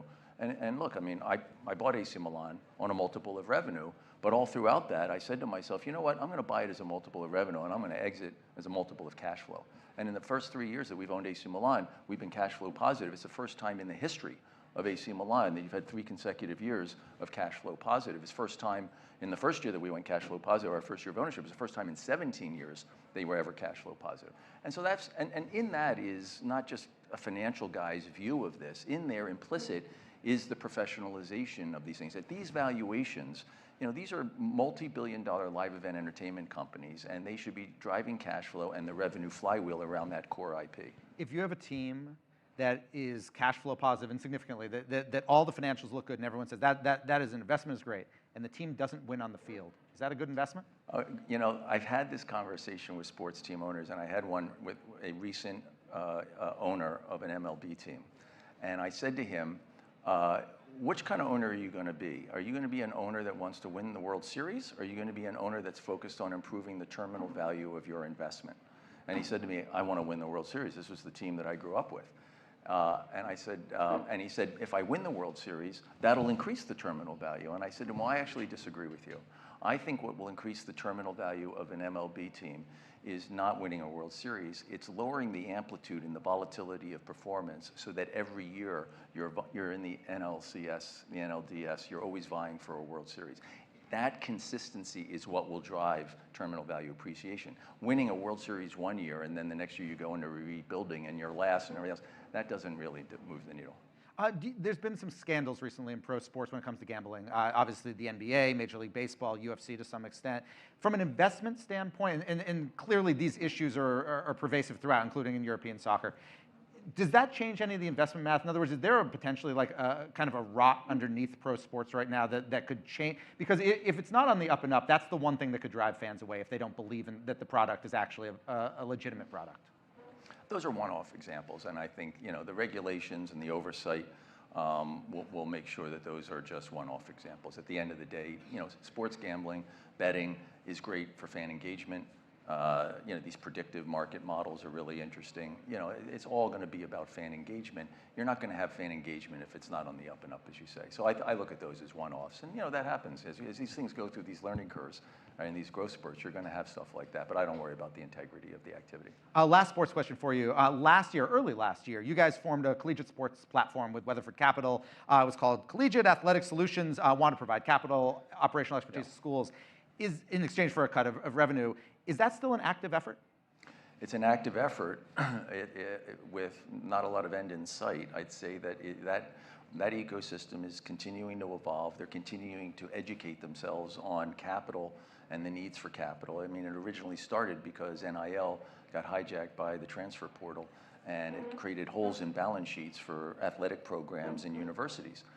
It's been a huge learning curve for us. The thing that excited me about the collegiate opportunity is, you know, the 25, 30 years that I've been doing this, I saw coming together all in one fell swoop with college. And the opportunity for me was to use the entry point of solving holes in balance sheets to then work in partnership with athletic departments and universities to build businesses around their IP. Familiar theme, right? That's what I do. I think it's too much right now for them. So I think right now we've got to slow down, and I think the immediate, you know, goal is to provide a shorter term capital solution, and then you know, gradually work towards, you know, some form of evolution in the way they own and monetize their sports properties. College, you know, the thing about college is that it's highly fragmented. There is no college the way there is a Major League Baseball or an NFL. And there's some benefits to that. Some universities, it's few and far between. You've got like the big markets and the small markets. You've got the major universities and the other programs. They would benefit tremendously with some level of coming together holistically. If they did that, as you know, I mean, college football, if it came all together, would be as big as the NFL. Let's go to media.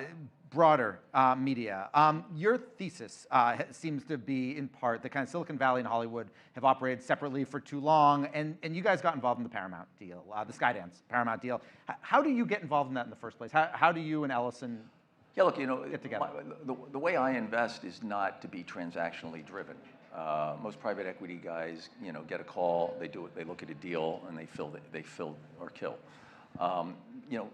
We've known David Ellison for 15 years. We originally. What did you know him from? Just from my Goldman days, and then my partner at the time, Andy Gordon, who came over to Redbird and now is over at Paramount full time. Really had a long-term banking relationship with David.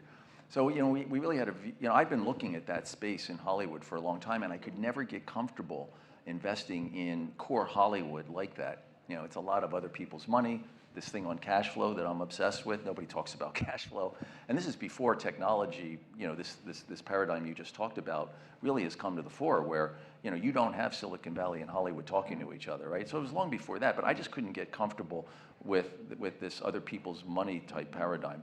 And so, Ellison was really the first one that opened my eyes and gave me the comfort to invest in that part of Hollywood. It's a family. They think about it the way we like to think about investing. They focus on cash flow and financial sophistication, but they also had obviously a technology background.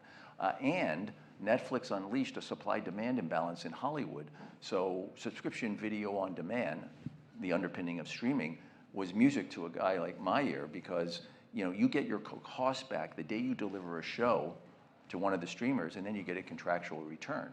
So that's not going to last forever, but right now, it's kind of a seller's market. It's fantastic, and so that got me off the dime. Both Ellison combined with the streaming wars, meant that I could invest in a way that was risk managed, and the hits business, was much more manageable. That gave us a footprint or a foundation stone. Skydance has been a tremendous home run for us. We didn't have to do anything.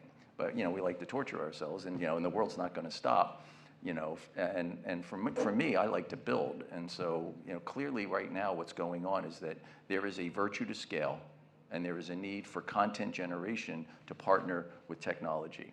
Nobody in Hollywood right now does it. And what's interesting is I happen to think for the first time in my career. But doesn't Netflix do it?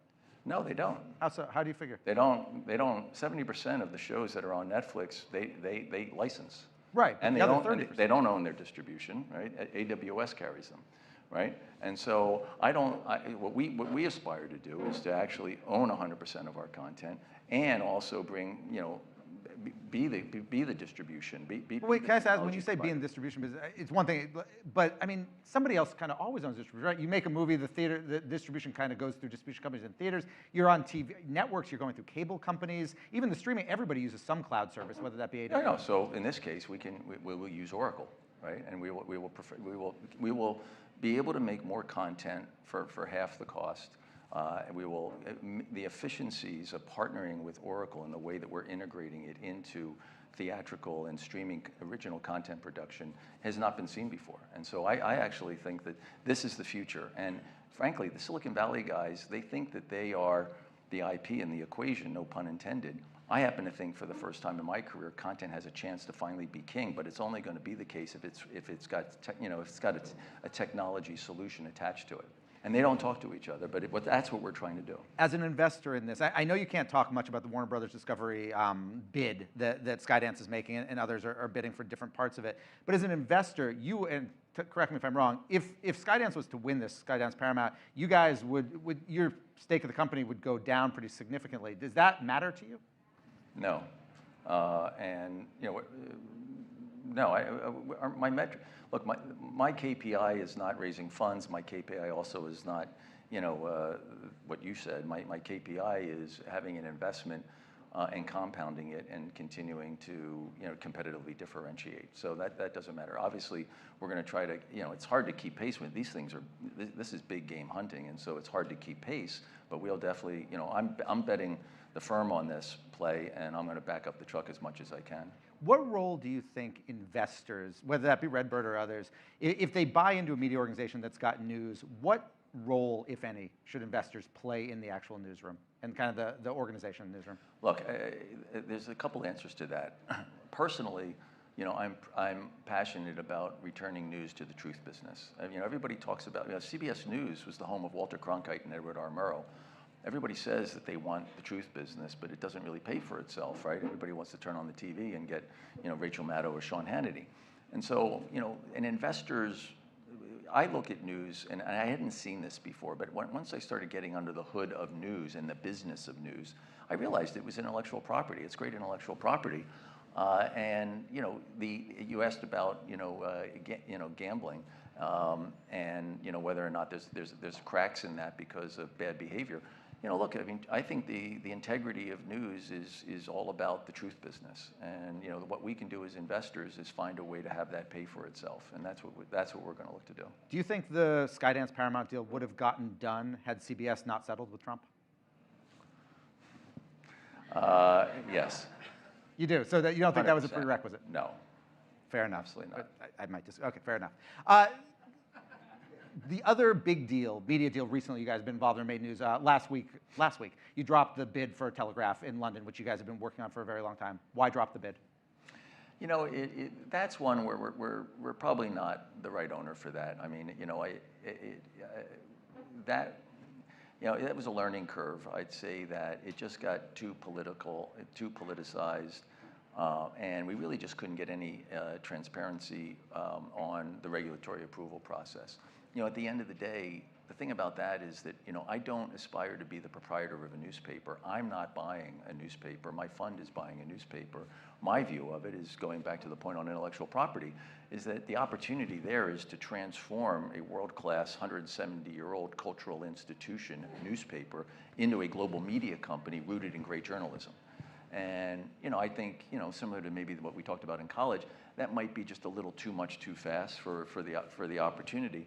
And so I just wanted to do the right thing for the Telegraph. It seemed like there was too much noise around it, and so we're gonna go find the right owner for that, given in the current circumstance. Can I say, as you know, there was a bunch of reporting that you personally threatened to, and this is the quote, go to war, end quote, with the newsroom. Yeah. Did you say that? And if Of course so, not. what do you mean? No, of course not. You didn't say that? No, of course not. Does it bother you that was reported by the paper? I have 4 or 5 journalists working full time at Redbird, so no. Did it what? No, never mind. Final question for you, and this is or second final question, which goes to Paramount to a certain extent. What role do you think AI should play in content creation going forward? Look, I'm a big believer in embracing change and embracing technology. AI, on the surface, it seems like it's a real threat. The reality is, the world's not going to stop, and AI is coming. So you have a choice. You can put your head in the sand, or you can embrace it. I think AI is going to be enhancing of content creation. It's got to be harnessed. And we have an AI division at Redbird where our company, Artist Equity, that we founded with Ben Affleck and Matt Damon, is incubating an AI company within it. So what I'm going to look to do is see if I can get talent from the industry like a Ben Affleck and embrace and evangelize the positive aspects of AI, harnessing it for original content production. I don't think AI is going to write the next Good Will Hunting script. It's funny. You and I discussed this prior to this. So I was curious. I went to ChatGPT and I asked it to write me Good Will Hunting 2. It gave me 3 different options of different. It was a little choose your own adventure. It was frustratingly good. I mean, it was like to the extent that if someone had handed that to you, you think, oh, that's not a bad script. Why don't you think it's going to write, if not the next Good Will Hunting, some next blockbuster film, or even not blockbuster, artistic, whatever? Look, I think what you may see is the integration of AI as an efficiency tool, so that if Matt and Ben sat down and were going to write a second Good Will Hunting script, what they probably would do is write the treatise for it with their own original ideas, maybe feed it to the AI and have it, take what would have been an iterative 2-month process and condense it to 2 hours and then jumpstart them. At the end of the day, we talked about this with music. I don't think AI is going to replace Robert Plant and Jimmy Page. I just don't think that's happening. And similarly, it's not going to replace Ben Affleck and Matt Damon. However, it has to be harnessed. It should be looked at as a tool. we will figure out, it'll evolve. But in terms of content creation, nothing's going to change the human element. I'm a firm believer in that. Jerry, thank you very much. You bet. Thanks, guys.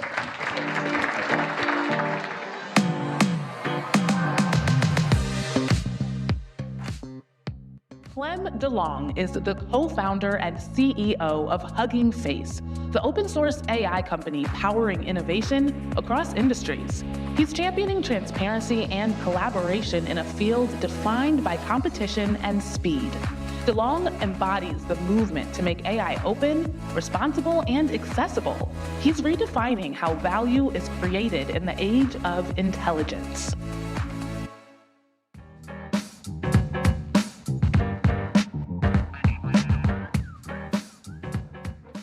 Clem, thank you for coming. The clapping is good, and I'm so sorry that I'm up here so much. You're gonna get very tired of me very quick. Clem, you are the only official AI CEO on this stage today. Everybody else is touching it in various ways. So I should just ask you the question directly that I think I maybe to some extent asked Roelof. Are we in an AI bubble? That's a good question. That's like the not even billion-dollar question, the trillion-dollar question these days, right? I think we're in an LLM bubble. And I think the LLM bubble might be bursting next year. But LLM is just a subset of AI. When it comes to applying AI to biology, chemistry, image, audio, video, I think we're at the beginning of it, and we'll see much more in the next few years. Why do you think we might see? I mean, are you suggesting you think some of these big LLM companies are going to fail or at least have major problems next year?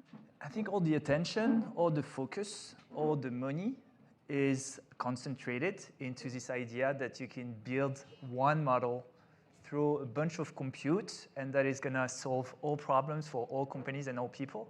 I think the reality is that you'll see in the next few months, next few years, kind of like a multiplicity of models that are more customized, specialized, that are going to solve different problems. In a way, if you think about a banking customer chatbot, you don't need it to tell you about the meaning of life, right? You can use a smaller, more specialized model that is going to be cheaper, that is going to be faster, that maybe you're going to be able to run on your infrastructure as an enterprise. And I think that is the future of AI. I'm wondering, it's interesting. Do you feel that, and I'm thinking of, we had Emily Choi from Coinbase up here earlier, and she was talking about when FTX blew up, kind of what that meant for everybody else in the crypto industry. They weren't involved with FTX, but there was kind of, there was residual damage that was kind of done to everybody. If there were some major, or one or two major LLM collapses next year, it's not what you guys do, but would it have an impact on Hugging Face, some sort of kind of negative second order effects? Yes, but AI is so big. I think it's so kind of like diversified, right? It applies to so many different industries, different companies, that I think if part of it is a bit overvalued or a bit kind of like exaggerated, it's not going to have a massive impact on the field. So, okay, so Hugging Face is best known, or is known, because you have this, you're an open source company, open source model. Why is open source important in an AI world where so many of these LLMs are closed? Yeah, because it distributes power, it distributes capabilities, it distributes understanding. I think in AI, you have this major risk of concentrating power in the hands of a few companies. There are natural tendencies for that. And with open source, you can actually distribute that power, those capabilities, the wealth too that is created. Because open source is a foundation, right? It levels the playing field to give everyone the ability to build themselves these kinds of AI capabilities. So are you arguing, is open source the best business model or the best moral, philosophical stance? Hopefully it's both. That would make Hugging Face a good company, right? If we can kind of like have a positive impact in the world and at the same time be sustainable. That's kind of like what we're seeing right now. We're probably one of the few AI companies that is close to profitability. We raised... What does close to profitability mean? It means we're not burning. Because it means unprofitable, right? Yes, but we raised $400 million so far. Half of it is still in the bank. We haven't touched yet the previous round that we raised two years ago.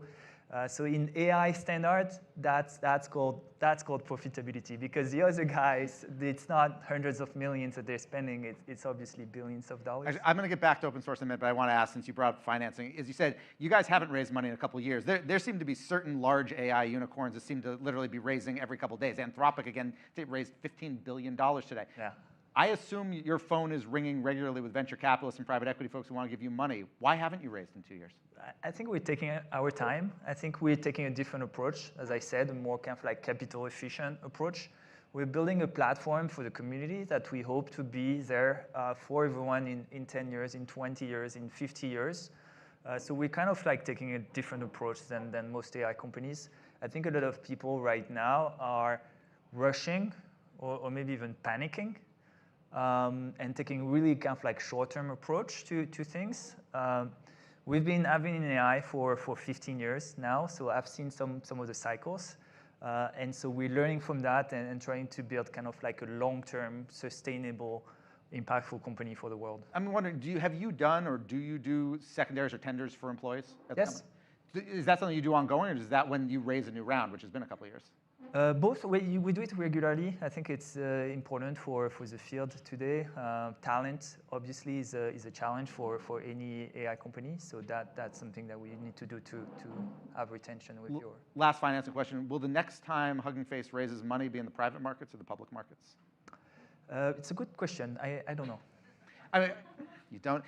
Internally, I assume you've had, I mean, do you expect the company to go public in the next 24 months? Is that, I mean, there'd be a bit of a game plan. I appreciate things can change both internally and macro, but is that the goal? Probably not. As I said, I think we're taking the time. The goal is really to optimize for the long run. We don't have any urgency. As I said, we have like all the money in the bank from the previous round. So the idea is more like to take a long-term approach. However, I'm really excited about the public markets because we have such a big community. We have 10 million AI builders using Hugging Face today. And I know because they tell me every day they would love to be shareholders of Hugging Face too. So that's why I'm excited in the very long run about the public markets. Let me go back to open source for a minute. One of the co-founders of Databricks, I think yesterday, said something to the effect of, we either are or risk, we being the US, losing the AI race to China because we are more closed and open, China is more open and closed. Is he right? So for the past few months, for the first time in our history, the numbers of downloads from models coming from China is higher than the number of downloads from models coming from the US, right? You've probably all heard of DeepSeek, of Qwen. All these companies are really sharing their models in open source, and a lot of the startups, academia, companies in the US are now using them, and they're becoming the standard. This is, in my opinion, a big risk for the US, and one of the reasons why we need here in the US to push more for open source. We're seeing OpenAI starting to do that. This summer, they released their first open source model on Hugging Face. Elon Musk released the previous generation of Grok on Hugging Face. So we're starting to see more and more open source in the US, but we need much more because this is really kind of like the foundational technology and foundational layer. And I think we want this foundation to be from the US for American companies, from China for Chinese company, or at least have the choice between the two. Does it matter, as you said, like the last version of Grok, the OpenAI specific model, does it need to be the newest bet? I think of this a little bit like when you hear about the US and chip exports, right? Well, we're not letting China have the good chips. We're letting them have, last year's chip, last year's used car. Seems like a similar thing though, right? Yeah, it's not directly kind of like competitive in the way that you use open source for different reasons than closed source. It's not always the same use case, the same companies that is using it. But American models need to be competitive with Chinese models, which is not the case now. So that's kind of like more the thing that you want to compare it to. When you talk about those Chinese models, I mean, there's a hardware component to this too, right? In terms of what's being used or what Chinese researchers are using. Yeah. Just talk to me a little bit about that, kind of what you're seeing under the hood with that. The interesting thing, I was saying how open source is the foundation, right? And it has kind of like impact on all the other layers of the stack. So what we're seeing right now is because most of the best open source models are coming from China, it gives them kind of like an ability to influence the decision for hardware, right? You can optimize these models for specific hardware to train and to optimize the inference. So I wouldn't be surprised if in the next few quarters, we see this play out with kind of like more market share for Chinese hardware based on the success of their open source software. So long Huawei, short NVIDIA? I mean, I think both. will do well, but definitely I think Huawei is going to kind of like gain some grounds, not only in China, but in the other markets in the US, in Europe, obviously, in Africa, in Latin America, thanks to their position in open source AI. You've kind of got these insights because of the AI developer community you have. What else is under the hood right now that you're seeing that those of us kind of on the outside looking in wouldn't necessarily see from the top? LLMs and text AI are not growing as fast, but other modalities are. So AI for biology, for chemistry, audio, video, time series, images are growing much faster than text. So I really see kind of like much more applications of AI in other domains than text in the next few years. Hugging Face has always, it seems, been referred to as the GitHub of AI. That seems to be this tagline that you guys have always had. And then GitHub started putting some models out there and encroaching a little bit on your turf. Is GitHub still kind of a, if not inspiration, at least kind of a model, or is it a rival? Both. But I was reading the other day an interesting stat that GitHub released themselves, which was the number of AI-related repositories on GitHub, which was, I think, 3 million, or a little bit more than that. We have doubled that on Hugging Face. We have over 6 million AI repositories on Hugging Face. So I think we're doing well with GitHub being mostly kind of like the platform for software, and Hugging Face being the platform for AI. Do you have any interest in possibly encroaching on their turf and becoming also at least partially a platform for software? Not in the short term. I think we're doing well together and kind of like focusing on our use case that obviously is growing, and just staying relevant and staying important and staying the central platform for AI is already a full-time job. So I think we don't need another job. What are you seeing in terms of the cloud? You talked about kind of what you're seeing in terms of models, in terms of hardware. What are you seeing in terms of cloud provider usage? The volume of their revenue coming from AI-related projects is exploding. I think what they're talking about or sharing is around 20% of their revenue being AI-related today, from basically like 1% 2-3 years ago. I suspect that in 3 years, the majority of the cloud revenue will be AI-related. It's obviously kind of like a massive transition given the volume of this revenue. And so I think it's going to kind of like redistribute a little bit the ecosystem and change the way we approach this topic. If you were in charge of US AI policy and kind of and were able to just write it and it would get accepted, what would be the one? That would be nice. It would be nice. How do we make that happen? Well, Sachs is going to be done with the job at some point. What would be the one thing you would do, the first thing you would do? I think I would kind of like improve the incentives, remove some of the limitations to share data sets. I think it's very much a bottleneck for the US, how much companies can use and share data sets, especially compared to China. And so I think if we remove some of these limitations, you'll kind of like incentivize more open source AI that will help the field in general. You publish a list of predictions every year. And so I was going back, and we're coming up to the end of the year, so most of the 2025 ones should have come true or not. And some have and some haven't. I'm just curious your thoughts now, whatever it is, 11, 12 months later, on a couple of the ones, a few of the 6 that you said last year. First, I want to caveat, probably doing predictions on AI is probably one of the hardest things to do right now, right? Well, this one was a little beyond even just AI. This was kind of macro politics. You said that you thought we would see the first major public protest related to AI. I think part of this is your French is kind of coming from your hometown. Special affinity for protests. Big protest. So do you feel we have seen that? We've seen a bunch of protests about a lot of things. Do you think AI has been the central focus of one? Yeah, we've seen a hunger strike. I think it was called Stop AI, happening at a couple of like headquarters. I think it was at the OpenAI headquarters, at the Google headquarters.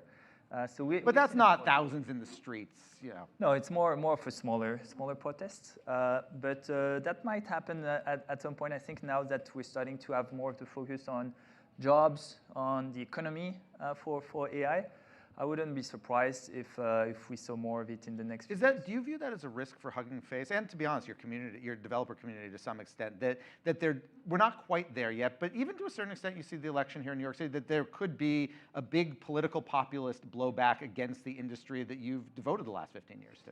Yeah, I think it's a risk. I think we need to create more trust, more transparency in AI. My experience is that when people don't understand, feel like it's a black box controlled by a few people in Silicon Valley, that's usually when they start to kind of like be reluctant, scared, and start to kind of like protest. Do you think some of those folks who are running some of these particularly big LLM companies, do you think they see that risk the same way that you're articulating it? I think, or maybe if not see it, or doing anything about it is better. It's one thing to see it; it's another thing to then act. I think they do it. Everyone has different incentives, right? You know, especially when, for example, some people call for regulation. You have different kinds of incentives. But I think everyone sees it. Then people maybe have different opinions on how to act and what is the priority. For me, the priority is really distribution of power, enabling everyone to become an AI builder, to really kind of like understand and own the technology. And I think if we make that happen, we're going to solve a lot of our problems. You also said you thought we'd see a big breakthrough, big breakthroughs in AI for biology and chemistry. Do you think we've seen that? I know you talked about the increase in activity. Are we seeing actual breakthroughs? I think we've seen small breakthroughs. We've seen kind of like a lot of progress in molecule predictions, and molecule design, coming from Stanford, coming from different labs, which I think if we manage to get them scaled in the next few months, that could lead to a lot of progress in the field. Let me ask you one last one. You said you thought a big company would see its market cap cut in half by the development of AI. Do you think we've seen that? We haven't seen that. I think I've been surprised by the ability of the big players to actually be reactive and actually hold their ground. There are natural tendencies for concentration of power, as I was mentioning, right? Compute, talent, all of that. I think part of the reasons is because it's been so focused on LLMs, as I was mentioning, that are favoring the big players, right? Because compute, size, talent. If next year maybe we're seeing a different paradigm with more like smaller models, more open source, more customized models on different domains and text, maybe that's when we start to see more apparition of thousands, tens of thousands, hundreds of thousands of little tech, of startups. Are you of the believers, and this is something Sam Altman has talked about, that at some point AI will cure cancer, it's big diseases? Do you believe that?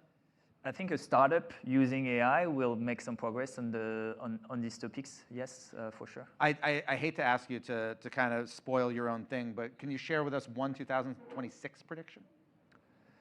I mean, I mentioned one. I think in 2026, the LLM bubble will burst, and we'll move into a world where there are more models, more customized, more specialized based on open source. Final question for you. You guys, Hugging Face is obviously an emoji. It's all over. People have joked that if you go public, I think, did you say you wanted to have the first emoji? Yes, on the NASDAQ. All right. So just a very basic question. Do you have a shortcut on your phone for this emoji, I assume? Yeah, it's. Or do you have to like type in hugging every time and the little face pops up?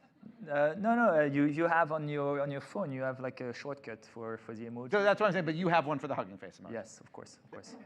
Fair enough. The reason why we picked it as a joke when we started the company, we wanted to be, as you mentioned, the first company to go public with an emoji instead of the ticker on the NASDAQ. We thought we would keep it for maybe a week or two, but the community started to put it everywhere, right, on social media. Did you have a backup name? Like, you know, when we drop the joke, we're actually going to be called? Yeah, and they were super boring. I remember it's like at the time people weren't calling AI, but more like bots and things like that. So my co-founder was suggesting Bot Factory or something like that. They were terrible. I'm happy we kept Hugging Face. Clem, thank you very much. Thank you so much. Thanks.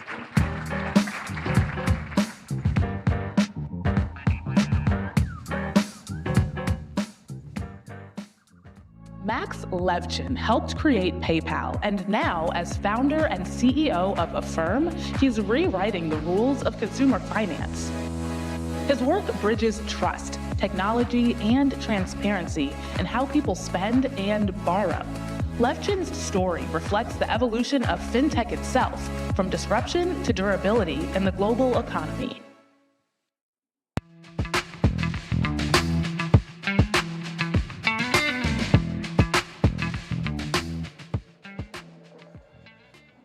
Max, thank you so much for being here today. Appreciate it. Inviting me. We're in this, we being all of us, and the country as a whole, is in this weird spot where we don't really know much about the economy because we decided to stop doing statistics for a month and a half and take some vacation. But Affirm, the company you run, does or should have a pretty good insight into the state of the consumer right now.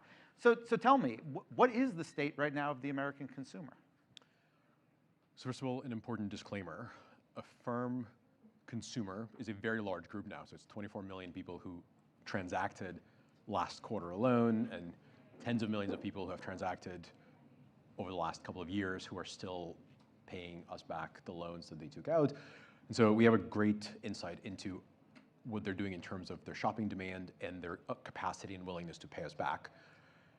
The reason the disclaimer is in order is we are unique among lenders. We don't charge late fees. We don't allow revolving. We have a fairly rigid view of if you're delinquent, you can't use the product again. So it's a very sort of, you behave like an adult and we'll treat you like one. And if you can't play by the rules, we're not interested in transacting with you, which has a little bit of polarizing, from my point of view, a positive selection bias, where people who think that's a great thing, I want to live in the world where I have total transparency into my personal indebtedness and I know when I'm going to stop paying my bills for whatever thing that I bought. I love that. And people who are like, I hate it. I want to put it all into a bucket and revolve on it and pay forever. You know, lots of interest and late fees are awesome, which is not I don't think anyone wants that. I think they're forced into that. There are many people who sort of say, this will never happen to me. And the convenience of just dropping a plastic and seeing what happens afterwards is actually quite nice, which, you know, I'm not here to tell people how to live their lives. I obviously think the former is a better way, but the consumer that is in the former self-selected category of this more disciplined approach to personal finance,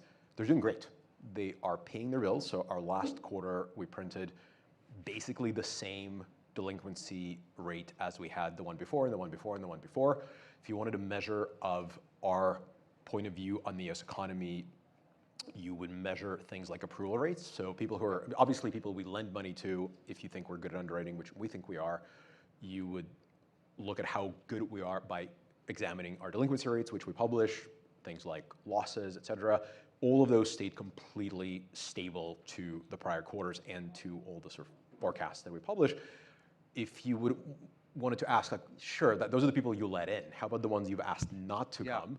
That would be implicit in the approval rate. If you look at our approval rate, it's basically the same. So even when, say, and granted it was for a fairly short period of time, but even like when SNAP benefits ran out and stuff during the shutdown, you didn't have a lower approval rate because you had more influx of people coming in and trying to use it? We did not, but one interesting thing from the Affirm Economics Bureau, which I made that up on the spot, but like we do look at all the macro elements we possibly can get our hands on. We do know enough about our borrowers to know whether they work for the government or not. And so, of course, the very first thing I did after a week of shutdown, like, all right, this thing isn't ending anytime, obviously, soon. What's going to happen to our repayment streams? And so we sampled that group of users every day.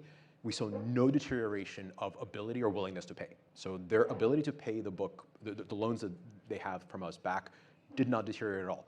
What did change is that group was not a lot, but just enough less interested in shopping. So they applied for Affirm transactions less frequently. Not a ton, like they didn't fall off a cliff, but they were clearly holding back. Were there certain things that, obviously I assume they were still buying food, were there certain things that, were there categories of things that dropped off more than others that you might know?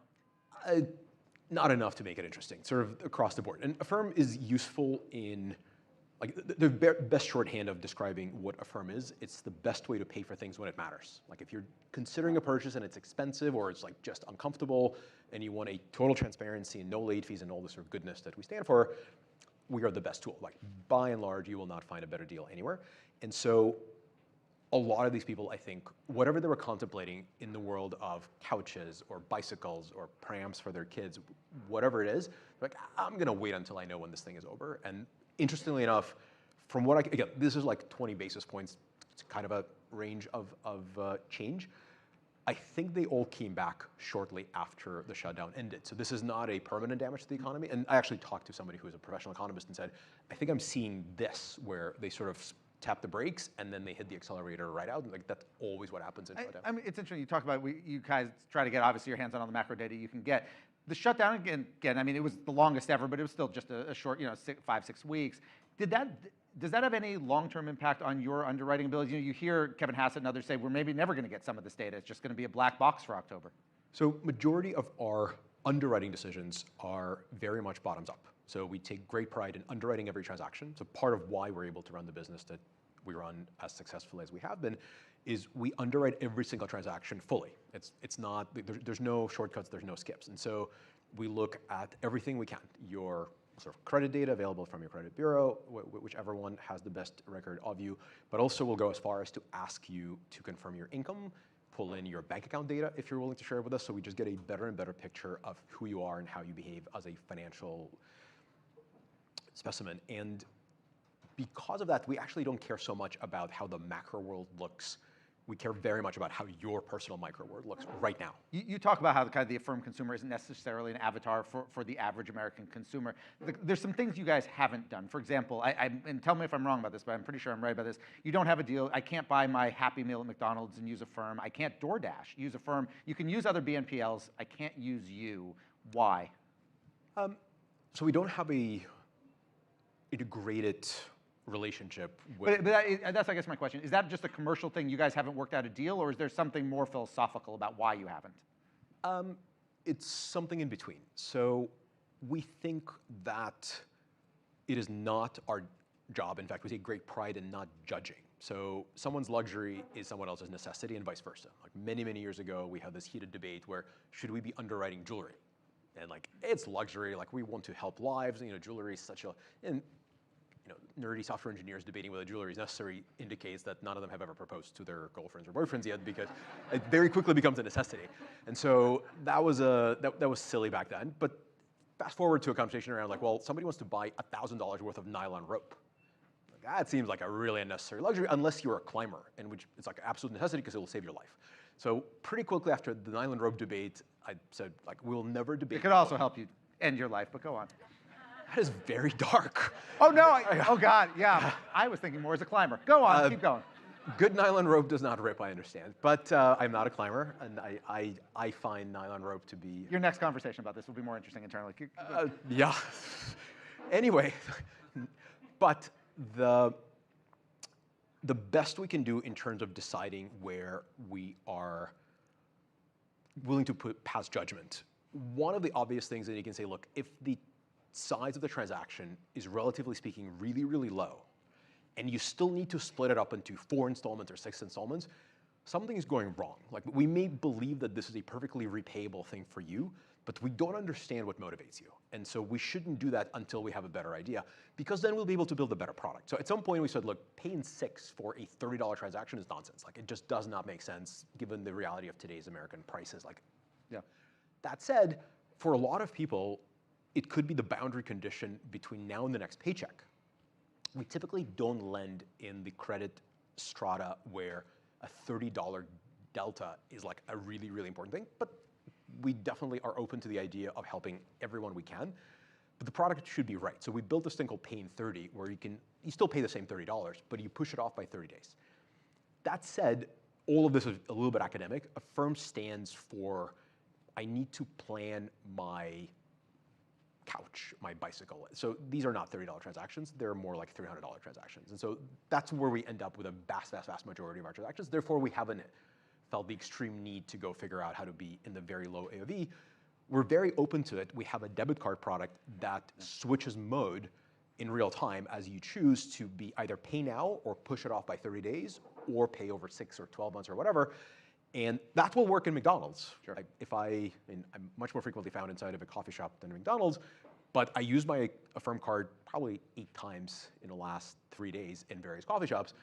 None of those transactions were remotely touching $30 mark, but the flip side is they all settle against my bank account in real time. And so the card serves all those use cases really, really well, and we're quite happy people want to use it at McDonald's. So I asked about the state of the American consumer. The other thing you have insights into or data on is the state of the U.S. merchant. What are you seeing there right now, particularly over the last couple months?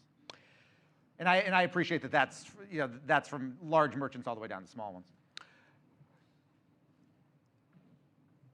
The short answer will not do the justice of this to the situation. There are absolute winners and losers. And actually, it's not, I'm not breaking any interesting news here, mostly because a lot of these merchants are publicly traded, and you can see even the stock market reactions to their quarterly earnings are like 20% up, 20% down for a bunch of them. And there's almost no rhyme or reason to it, but it's primarily a reaction to growth. And some of the merchants we serve are super growthy. They're like doing really, really well.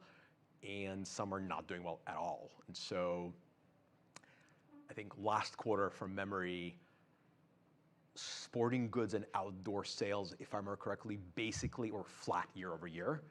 I don't want to drop any names, but names in that domain are not doing well in a stock market. And by the way, they're not doing well, period. On the flip side, general merchandise, like diapers all the way to couches, great. Travel, still strong. Like every quarter now, I've been like, well, this must be the last quarter of 30% plus growth in travel. Not true. Since COVID, people have just gorging themselves in travel and doing just fine.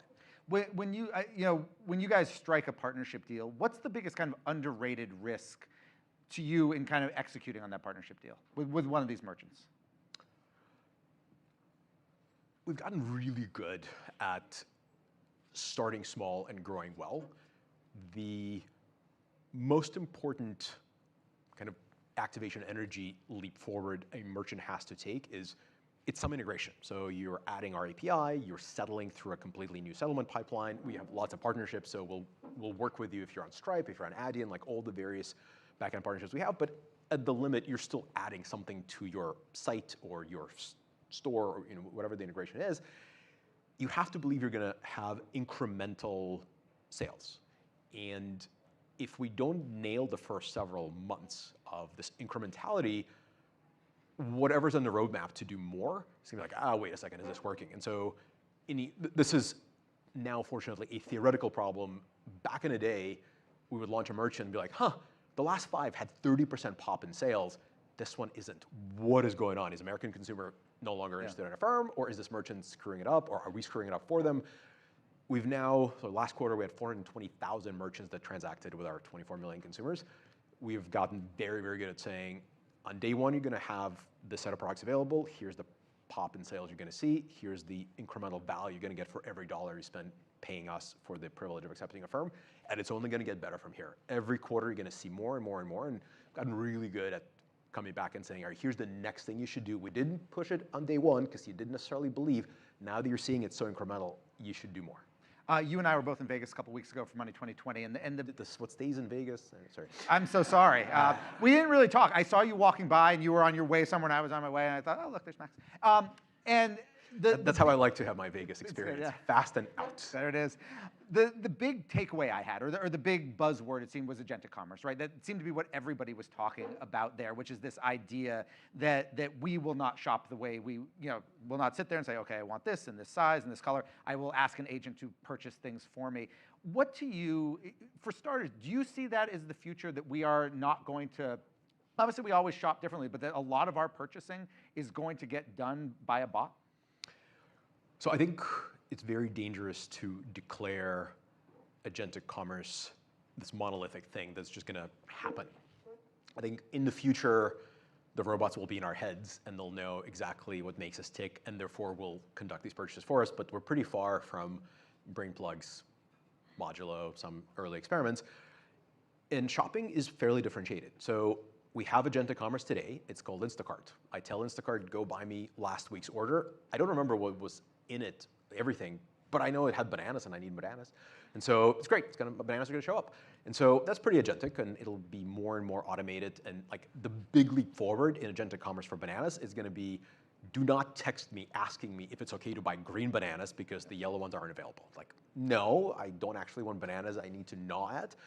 But if you need to charge me for organic ones, that's okay too. And so agents will just know. I mean, but it goes even beyond that, right? There's some new product at the supermarket. You know what? I think Max would like this. So all of that is like value for money. The equation works today. Like, I'm completely okay when and I'm a rabid consumer of all kinds of food delivery services, having 2 teenagers, that need to be fed.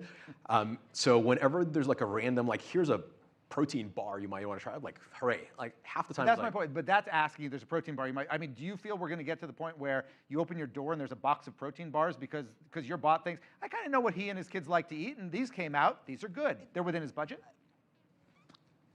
Within the sponsorships and advertising programs that merchants are willing to toss in. Like, I think very few agentic commerce providers are going to be like, cool, Max has the certain set of tastes, and I have a couple $100s to burn to find out how right I am about his taste. So I think we're within some normal financial limits of that. On the other side of agentic commerce opportunity is this high feature, low SKU thing, which is like the canonical problem is I'm buying a TV. I need an 85-inch TV. I watch Tour de France, but most people watch Super Bowl. And so I need Super Bowl, and I want it not pixelated. And like, I really care about quality of video, so HDMI 2 is the only thing that can do. That's about as far as I know. And there's like 55 other features. And I know that I'll go with Sony or Samsung or LG. And talking to a bot is infinitely smarter and better than talking to a salesperson and fill in your favorite big box store, because they don't actually know the difference between HDMI 1.7 and 2.0. And that's already here, and it's available right now. Now, do I care if at the very end of this, the bot says, cool, the interview is conducted, I'm going to go buy this TV for you? Like, I may be old enough where, like, I kind of want that button pressed to be mine. But it's completely plausible that someone my son's age would be like, I don't need to press no buttons, let's just go buy the TV we talked about. Do you think, and some people raise, and then other people push back, that the chargeback issue becomes a thing? So if you don't have to push the button, they buy the TV, you get it, it's not really the TV you want. Whose problem is it? That's a great question. And for a firm, whose problem? I mean, that would be part of your problem. I'll see that, and I'll raise you on it in 1 second. So the third category, which is actually the largest category of all shopping, by the way, is the one that's primarily based on taste. So you have infinite SKUs for all intents and purposes, and the only thing that governs your decision is what do you feel like? So I encourage everybody, so Etsy is fully integrated on ChatGPT right now. You can shop to your heart's content using instant checkout ChatGPT. It's pretty cool. It actually works pretty well. Type in, I want an ironic t-shirt from Etsy. Whatever you think is ironic is not actually ironic in ChatGPT's eyes, and vice versa. And so this is an infinite rabbit hole, like, but I thought it would find me a funny t-shirt. Like, no, it won't, because it does not actually have your taste figured out. So that is the single largest thing, and this is, the ironic t-shirt thing is kind of a silly proxy, but like, those of you who look at fashion or shop for fashion, majority of that is this sort of mental calculus of like, that looks beautiful, but on her, not on me, how will it hang off of my figure? Like, oh, like a lot of that is entertainment and taste making and taste forming. We're pretty far in our ability to imbue LLMs with all of that. So that group of shopping decisions, I'm pretty sure, like, my Instagram ads are safe. Like, they're not going to go anytime soon, because that's how I learn about the stuff. I primarily buy bicycle-related things and coffee-related things 99% of the time. And I get best ideas from Instagram looking at kind of interesting things floating by. I don't think I'm going to be all that interested in just buy me a thing for my bike, go agent. Like, I really care. Like, I want that to be my decision. So that's sort of that's a brief overview of agentic shopping as I see it right now. The legal and law compliance, regulation compliance in agentic shopping is a fascinating minefield, which no one has ever trawled just yet. And it's coming, and I'm here for it, and we're working very hard to figure out what it means.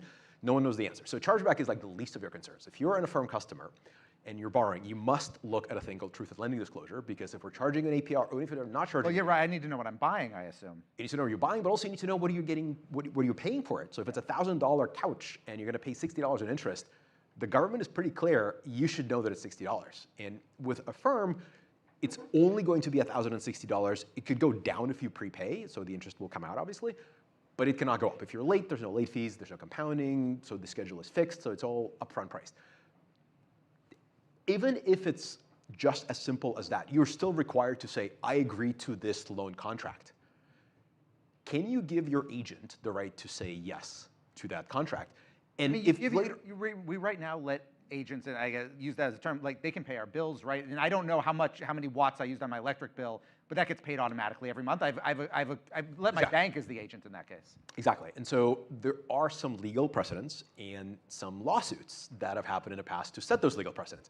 We have seen, in my current knowledge, 0 lawsuits related to my agent screwed me, of the flavor of the class action lawsuit. Our agent got it all wrong, and I didn't mean to buy this couch, and it's now in my house, and the merchant won't take it back because it's saying like no chargebacks, no takesy-backsies, is coming. And when it happens, we'll find out a lot about how this works. There have been plenty of legal challenges around all kinds of fun things, including very famously a case of a certain lady in Florida that gambled using her MasterCard only to say, actually, I didn't realize I could lose the money, and MasterCard had to eat it, and now that is why you cannot buy chips in Vegas on your credit card. Yeah, there you go. So you didn't use your Affirm card to buy chips? I did not. Debit Well, card. first of all, we're on card. Visa, so but it applies to Visa too. I do not gamble. As a computer scientist and a mathematician, I refuse to gamble. It's against my religion. It's against your religion. A lot of computer scientists have created gambling companies. I'm also completely facetious because earlier you showed the mafia photo. Throw that up. Throw that up for me. Oh God, that was not. No, you cued that for me. No. Put it back up? There it is. Okay, so there's you. There's me gambling. I'm going to ask you the same question I asked Roloff. All the people here, whose post-PayPal life has surprised you the most?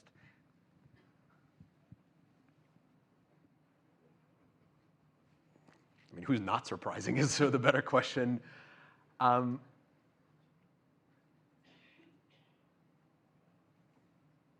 don't know. I feel like vast majority of the people on the screen have done something worth talking about, and it's pretty cool. It's as ridiculous as this photo is, by the way, and it's entirely staged, just so if anybody's. Oh yeah, this wasn't a candid just show. We time. Is that what you're saying? It bears saying in today's strange world, and you're like, oh yeah, he's obviously a crazy gambler. That's Ice-T, by the way. Drinks midday and stages his friends in mafioso costumes, because like, why not? But no, so this was entirely staged inside of a place called Cafe Tosca in San Francisco, which is still around. But you can kill it. Thank you. I appreciate that. It's a picture that will not die. The number of people who mail it to me framed saying like, oh my God, I found this amazing photo of you. You should have it. Like, I have it framed 6 times. None are on my wall, and like it's never going to happen. But anyway, it's a really, really cool club to be a part of. Like I take great pride in, independent of any disagreements or extreme alignments on any domain, political, financial, investment, et cetera. Hey, actually, I just want to end with this, and I was going to ask a couple other firm things, but we're running short on time, so I'm just curious. You say political. Yeah, we are. Not everybody, but a lot of people in that picture are very loud about their politics in various ways, either literally involved or not, and you're not. But you come from this same group of people. Why not? I don't think it's relevant to what I do for a living, and never has been. I take great pride in knowing exactly where the private and public line exists, and I try to make up for the lack of exposure of my private life by having a sparkling personality in my public life, but no one has to know how I voted. Max, thank you very much. Appreciate the time. Thank you.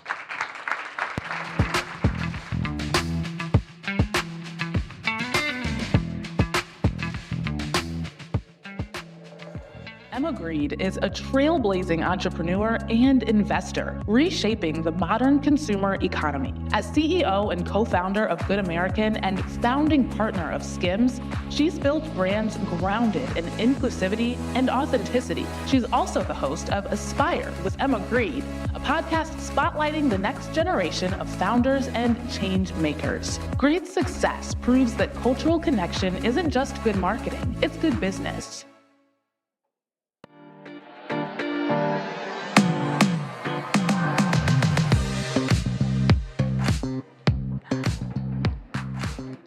Hello, Emma.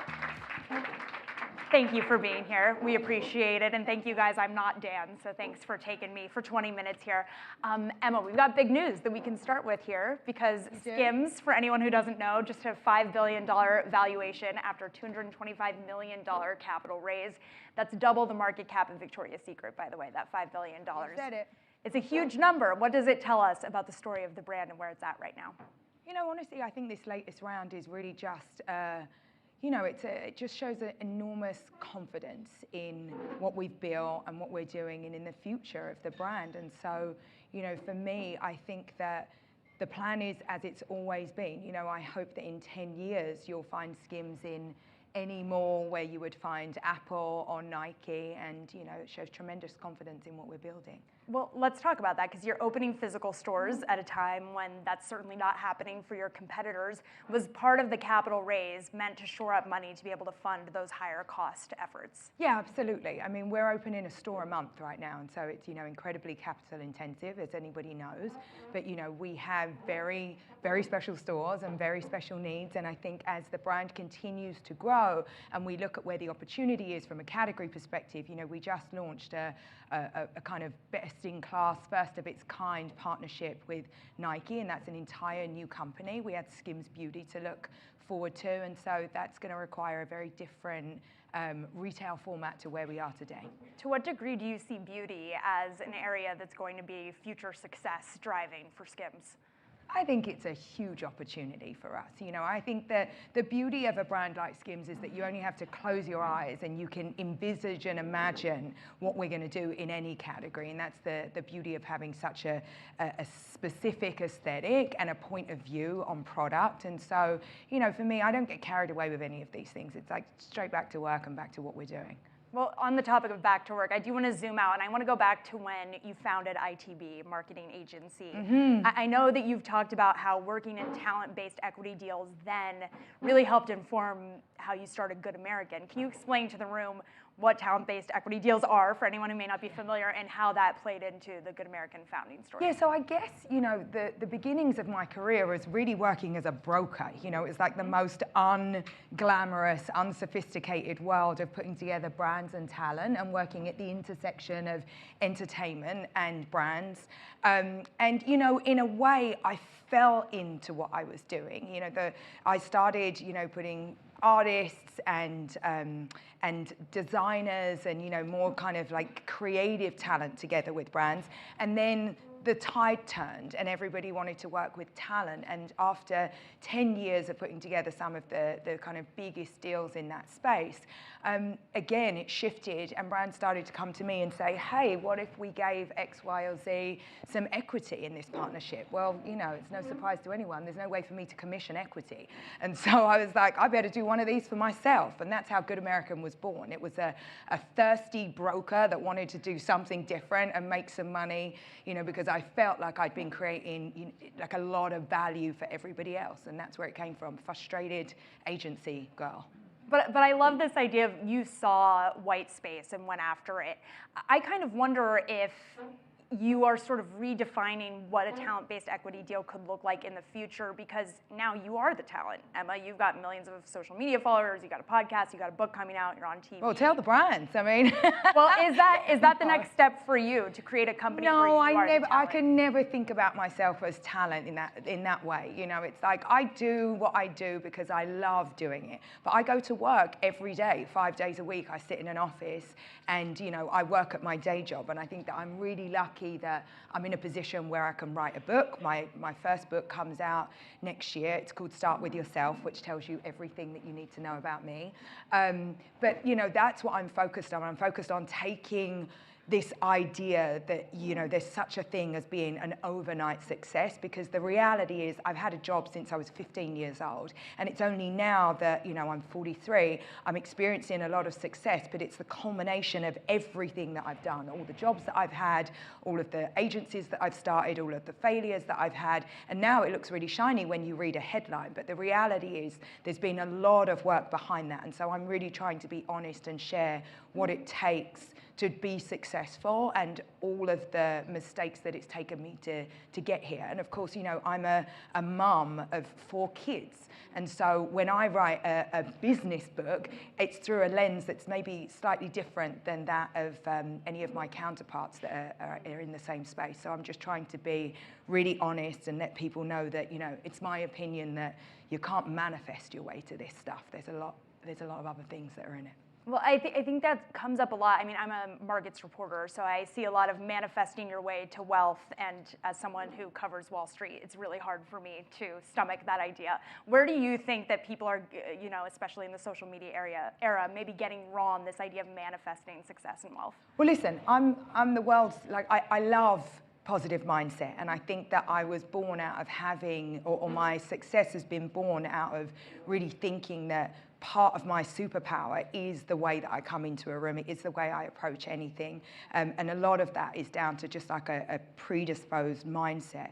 But it isn't the only thing. And I think that we're in a time right now where there's just so much there's so much lipstick, right? There's so much performative stuff that doesn't really show you the underbelly of what it really takes. And so when I talk to people that work for me, and when I talk to especially like young people, I like to be really honest about the fact that, you know, for a period in my life, I worked 7 days a week. And for a period in my life, I made huge sacrifices. And still to this day, there is an enormous amount of trade-offs that happen between what it is that I've set myself up to do in my life and in my career and my life as a mother of 4 kids, and none of that comes particularly easy, but you have to choose your choice, and I've done that, but it's not without some hardships, and it's not without some sacrifice.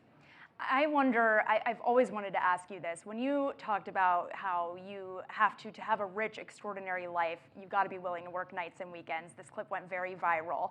Apparently people didn't like it. I wonder if Apparently I said something wrong. Do you think it goes viral if a man says that? Absolutely not. Have you seen Mark Cuban talk about work-life balance? No, of course it doesn't. I think there's a preconception that as a woman, you know, we got to like love our teams and treat everybody like family. And the truth is that's just not my experience, right? It's like the people that get you to $100 million are not the people that get you to 500 million, and they're not certainly not the same people that get you to $1 billion. And so there is an element of behavior and expectation that is affixed to women, whether we like it or not. And when you behave counter to that, somehow you're a monstrous human being. But the point is, like, we all know that that isn't the truth, and that 2 things can be true at once. You can at once be a sympathetic, empathetic, fantastic leader and be absolutely laser focused on building something great and succeed at that. And so again, I think a lot of what I'm trying to do in my book, Start With Yourself, is just demystify what it takes and just be very, very honest about it. And within that, yes, I happen to say some things that don't sit right with everyone. I'm like, well, that's okay. Like, don't do what I did. Don't read my book. Right. You know, choose something else. Manifest to something. Right. But there's plenty of those books. I hear you talking about this idea of like you're in the office 5 days a week. You want I am 5. 5 days a week at 1, least. 2, 3, 4, 5. But we have, you know, and I have covered the impact of this as well, this idea that especially for women, there is a positive of flexibility, of having that ability to not necessarily always But let's be honest, I mean, any of us that work in modern workplaces today, there's no such thing as a 9 to 5 anymore. Nobody misses, you know, a parent-teacher conference or skips mystery reader when they work for us. Like, that's not the reality. But the reality is if you go home and you put your children to bed, the likelihood is that you might have to answer some emails at 8 o'clock at night. And I'm just trying to be real about that. I don't think that it's wrong to look for balance. It's wrong to kid people that it's something that it's not, right? And I think that extraordinary results are always coupled with extraordinary effort. And to say anything less than that is to set women specifically up to fail. And going to a question that I know has been covered a lot today and that a lot of folks in this room may have, especially when it comes to some of the deal makers in this room, I wonder what you are seeing when it comes to the health of the consumer, what you're seeing in retail that you think maybe Wall Street isn't necessarily seeing. Well, I don't know that if I can say anything that Wall Street isn't necessarily seeing. I mean, we're certainly seeing a slowdown, right? I think there are some really kind of quite frightening stats out there when you look at what, you know, households were spending monthly, specifically for, like, in online businesses, and where that's at right now. There's definitely a slowdown. But all that says to me is that you have to work even harder to get in front of customers, and you have to be where customers are at. And when I started, you know, Good American, certainly, it was very direct-to-consumer focused. It was in that bubble, in that moment where we so believed in that model, and we were like, that's all we're going to do. And I was very lucky that I had some older, wiser shareholders that said to me, you need to get that brand in the shops. You need to be in wholesale. You need to diversify. And so I think that we're in a time where diversification is key of your channels. And, you know, only the best wins, only the best rises to the top. And I'm really fortunate that I've been able to create brands that are considered best in class. But we have to work every single day at continuing to be that. And so there's never any time to kind of rest and feel like we got it, because we don't got it. Well, and the policy keeps changing, right? And one of the things I'm curious about is how you've responded to tariffs and the impact that's had on your retail businesses. Have you thought about raising prices at all to cover those costs? So far, we haven't had to do that, and I think that there was such a lot of talk for such a long time about tariffs that we were able to somewhat future-proof ourselves into that, but that's not cost that we've had to pass on to the consumer just yet. I think that tariffs are here to stay, right? Whatever happens, I'm not sitting here crossing my fingers hoping that something magical turns around. It's like the tariffs are here, they're here to stay, and we've just got to work with that. But I don't see it as any different to any other business constraints that we had. I feel like in the last 8 years, we've been through so many things, so many unexpected things, and once you've got through COVID and come out the other side, you're like, we can do anything. Did you feel like the supply chain challenges of COVID prepared you to handle tariffs? 100%, because we had to be diversified, right? There was no, okay, let's remain in one country, let's stick to what we know. We've had no choice but to make sure. And also just the climate more broadly in terms of what's happening, I guess, more politically. So we have had to be super diversified from a supply chain point of view. What do you mean by that in terms of the... Well, I mean, wars and, economic instability everywhere. And so that's led us, at one point, I feel like, all of our businesses were very, very, we did a lot of business and manufacturing in the US, and between the US and China, that was it. And I think that if you looked at our supply chain right now, nothing looks like that anymore. And to your point of retailers have gone through a lot the last 5 years and forever, one of the things that I think about a lot too is the impact of weight loss drugs on retailers. You started Good American with this idea of extended sizing, and that was really part of the value prop. How does that shift in a world of Ozempic? That is a really great question. And actually, just 2 weeks ago, we had a board meeting for Good American. Believe it or not, despite what the data says, right, that it's like everybody is on those drugs and that's, more power to them, we haven't actually seen the shift in the size scale from a sales point of view. And so we know that it's happening. I don't know if it's because Good American is such a trusted resource for customers at both ends of the size set scale. So when we talk about more traditional plus and then teeny, teeny, tiny, because our business is really based on true inclusivity, right? So it's like very short, very tall inseams, the fringe sizes. I think that most retailers dip in and dip out of that, but Good American has only ever done all the sizes all the time. And so there's a consistency to our business and a consistency to the reliability from a customer perspective. So we haven't seen a drop in, plus sizes, but I don't know if the data's to believe it's to be coming, but so long as she's buying, I'll be making. But that fascinates me because I talked to the CEO of Rent the Runway, and they told me that they were seeing more size 4 orders, size 2 orders than they ever had historically. Yeah. You're not seeing it at your We brand. are not seeing that anywhere. No. It makes me think too about how you approached Good American though. I feel like there's a business lesson there too, that it wasn't just about focusing on the plus size consumer. It was always accessibility for everyone. Yeah, because also I think that you've got to speak to women in a way that they want to be spoken to. Nobody wants to be singled out based on the side of their butt, It's like that's not how we shop, that's not how we think, that's certainly not how women are attracted to what it is that they want to buy, right? If you want to buy a pair of pink leather pants, you want the pink leather pants. You don't want a size 12 pink leather pants. You just want what you want. And so we approached it that we would make everything in all of the sizes and we would let women make the choices. And I think that what you've seen is in so many retailers, the choice is narrowed because the people in charge are not usually the end customer. And so we've tried to always make sure that there is that running through our design team, running through the board level management of any of those companies is a true reflection of what the customer base looks like. Because then you stay honest and you stay true to not just the mission of a company, but consistently pleasing your customers. And I think that that's what these brands really, really stand for. And as a result, we're seen as not just a fad and something that makes sense for a couple of years, but we're a trusted resource. Yeah, and I've heard you talk so much about this idea of being customer obsessed and understanding. Obsessed, that's what all the I do. customer wants. Yeah. Well, I wonder what advice you have for some other brands, especially this year, who have gotten into hot water for not necessarily understanding their customer. We had the Sydney Sweeney American Eagle ad, for example.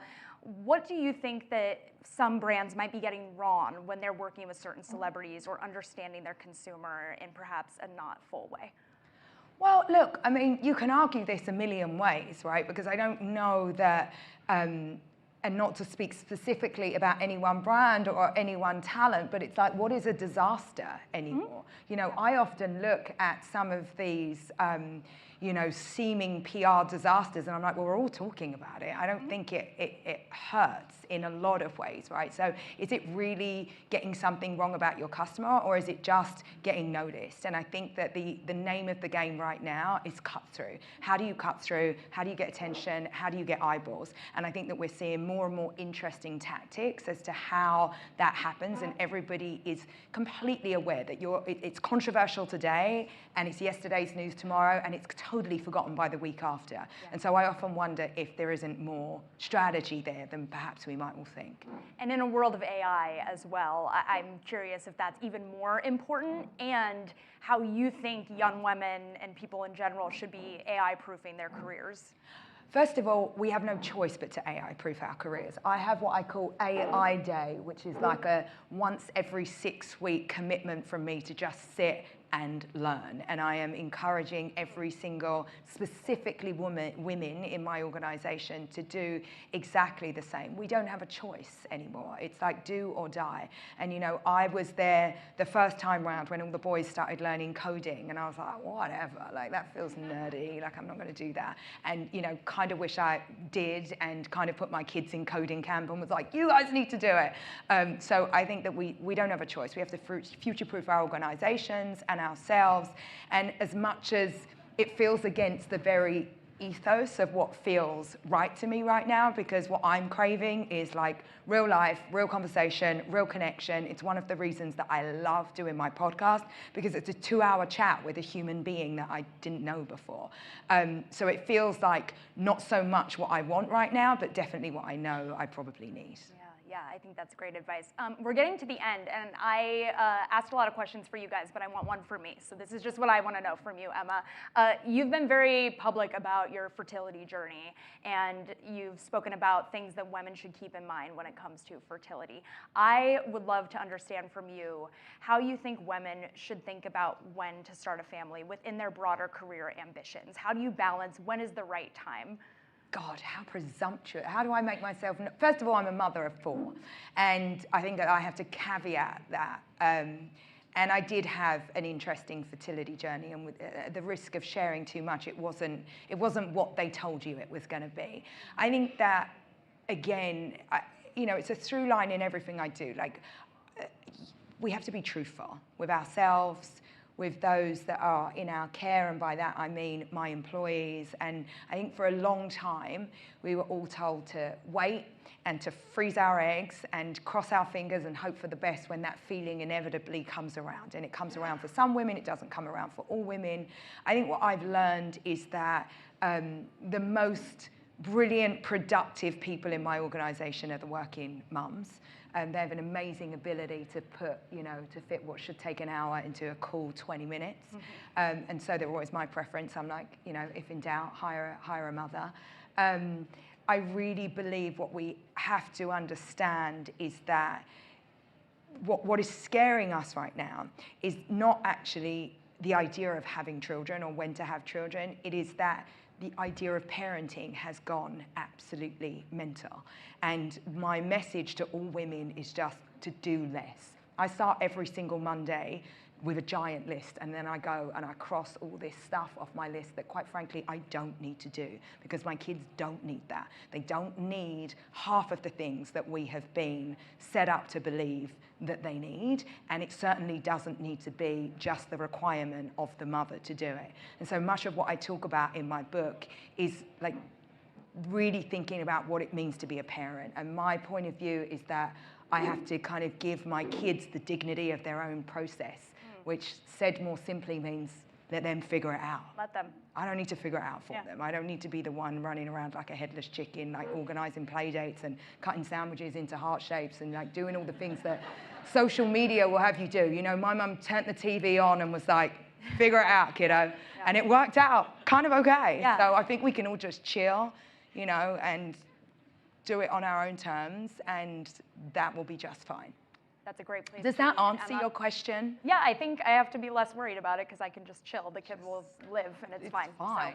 So, Mine are all alive, and they're not even in the same city as me. It's totally incredible. 4, and you have your career babies. We're out of time, but thank you, Emma. I appreciate it. Thank you so much. Thank you.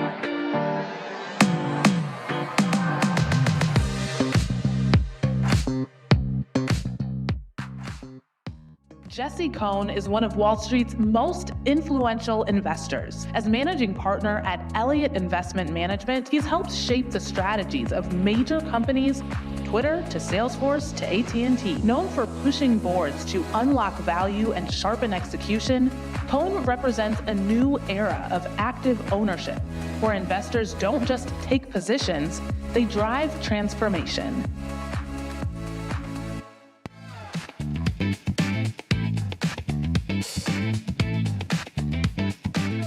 We have a couple more. Thank you so much for sticking this out with us, and Jesse for joining us and coming up from Florida to do this. Yeah, thank you. So Jesse, Elliott's reputation, and it does a variety of different things, but it kind of, no matter what it does, whether it's in the public markets or the private markets, you guys are an active investor, not just an activist, but an active investor. But public equities are becoming more and more passive right now. Are you a dinosaur? Well, I hope not. But your point is the right point. 60% of the funds, the money in U.S. equity funds, is now in index funds, and this is kind of a really big deal. And I'm glad you started with it because it's kind of where our focus is. U.S. markets were built. The whole premise of our markets were built on the backs of active investors, people actually choosing which companies deserve capital. Active investors doing work and saying to a management team, we like your innovation, here's more money. We like the direction you're taking this company, here's a higher valuation. And on the other side, saying to a management team, you're shrinking, here's less capital, here's less money for your business. And that sorting mechanism, that meritocracy, is what built our markets. It's what built our strength of the US economy. Everything we talk about, NVIDIA's printing suit, these are public companies. And so you need active investors, but we now have 60% of the funds in passive money, and that's a big deal for Practically speaking, what do you think is the market implications of that? Well, there's less dynamism. There's less choosing. Passive investors are there to participate in the market. They're there to ride the index. Active investors are there to choose which companies are prospering and give them more money and so on. And you're going to have a less dynamic market. You're going to have a less accountable market. It kind of brings you back to pre-World War II, when management teams were insulated and the board was a rubber stamp, and they didn't care about how they allocated capital. And the active investor base changed that. And now we're kind of at risk of going right back to a passive base that owns everything, doesn't choose, doesn't select winners. Is there something, and I don't know if it becomes a specific situation, is there something that you think would flip that and push it back in the opposite direction, back towards where you want it to be? Well, the US government is looking at this now, which we welcome. And I think everybody realizes it's a big issue. And people are talking about the fact that there needs to be a change because we are at risk of ending up with a less dynamic, a less healthy market, a less healthy economy. And so there's an executive order that's been put forth saying we should study this. This is important. On the executive order side, there's also this push against proxy firms right now, which I guess is partially what we're talking about here. They're not proxy firms. I assume that would be something you're against. Am I wrong about that? The kind of the tamping down on their power? Well, what we're for is actual active investors making choices for the company. And proxy firms are there to render a verdict and help people understand that. But they're also there to, in part, not be a rubber stamp for management, which is correct, which is important. And I think when we look at this and we say, well, how do we create a healthy market? We create a healthy market with a meritocracy and people voting. I think it's worth raising that, the big three right now, BlackRock, State Street, and Vanguard, own like 30% of the register in these companies. And they're not voting, and they're not choosing. And the founder of Vanguard, Jack Bogle, right before he died, published an op-ed warning against the fact that these three index holders would control US companies. And that would be a major issue, and that was not in our national interest. So if you were in the White House and you were able to issue an executive order, not one to study something, but to actually do something, what would be the thing you'd want to do? Well, I would have to take a look at this and come up with the right answer. There's been a lot of proposals floated. When we have a view, we'll render our view on where we're at. But the reality is that this is an issue that absolutely needs to be addressed. We can't have... I guess that's what I'm asking. Is it something that can be actually addressed by regulators, or is this just the way of the world? Obviously, people have a choice, right? I can either be a passive investor or an activist investor. The government can't force me to be one or the other, or I can be not an investor at all. What, from a regulation standpoint, could actually be done that would change this, as opposed to just people suddenly decide, you know what, this is good or bad business? We have to look at the voting. We can't have a situation where passive investors who are not choosing companies, who are not holding management accountable, who are not leading to market dynamism, control the votes at our largest US companies. We just cannot have that. It's not healthy for us. It's not good for our economy. It's not good for our savers. It's not good for anybody with money in the market. We got a lot of VCs here. You have a situation, every VC company likely will end up somehow affected by public companies. Our Mag 7, these are all public companies. We need a healthy market. And that's at risk if we have no voting and no accountability. Obviously, Elliott sometimes buys private companies or brings companies private. Do you feel then, are the private markets right now healthier than the public markets? Well, the private markets have their own, sort of They do. issues. That's why I'm asking. But they have active management. Almost. They do have active management. And the private markets do not have a situation where management and ownership are completely disconnected, which is the risk here. We have a management that feels like it can do whatever it wants because it knows that the shareholder base is not actually voting. That brings us to like Japan pre-reform, where you had interlocking companies and bank-controlled companies, and their economy didn't work out very well there. We want the US to be healthy. We need this issue addressed, and I'm glad that people are looking at it.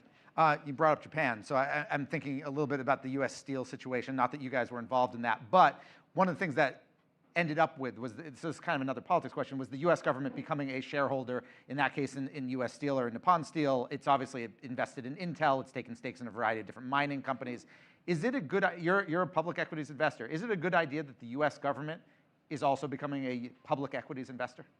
Well, I'm not going to touch that, but I will say that it's a good idea that we are engaging with companies and trying to make them better as an active holder. If you were in a company, if you had X% of whatever company, and it was, and the White House or the Commerce Department suddenly takes a 2, 5, whatever % stake, are you happy about that, or are you not? Again, I'm happy to have an active role in helping companies do better, and in helping them to be accountable to their shareholders, which is at the heart of what's made companies better. Meritocracy. We need that. We need votes. We need voices. We need choosing. Why are so many CEOs, generally speaking, and boards, dislike activist investors as a class? They dislike Elliott specifically in a lot of cases. You are one of the ones they are most scared to find has shares in their company. Why? I haven't heard this. No, no. I think at the heart of it is you want shareholders, including us. Activists are just the most active, but any active holder is pushing a company to perform. People don't like to be pushed to perform, but the reality is that's what makes our market. That's what makes companies accountable. When they are doing something that is not value maximizing, and someone is saying to them as a check and balance, hey, that's not working, and they have to change course, they may not like it, but the reality is it makes them better and stronger. And that's just true generally of all active holders. Are there certain red flags for a public company that particularly get Elliott's interest? And I don't mean are the things you ultimately invest in, but the thing that puts a company on your radar in the first place? It generally comes down to capital allocation. Are you making the right decisions with your money? Are you buying the right things? Are you spending it properly on R&D? Are you hiring the right people? is your expense But structure but when you say that, thousands of companies are making acquisitions, are making hires every single day.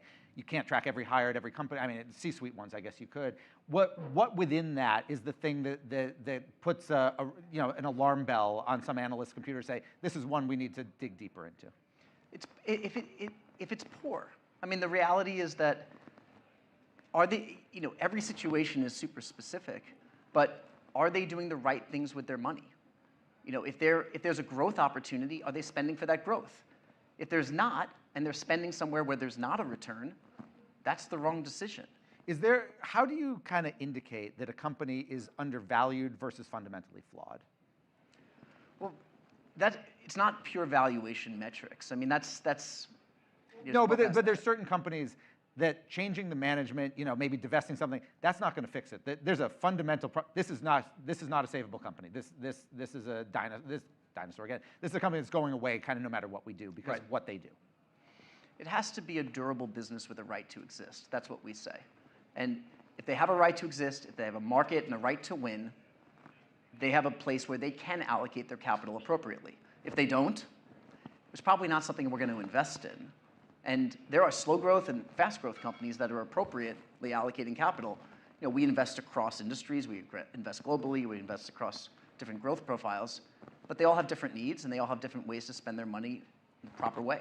What helps you determine whether you should, and maybe the answer to this is size of company, that you should become a small shareholder and agitate for change as opposed to help try to, or either alone or with someone else, take the company over and actually own it? Yeah, we're large, and so we will make the determination on what will be most effective, what will give the highest return for our clients. Some companies we can buy and own and run ourselves.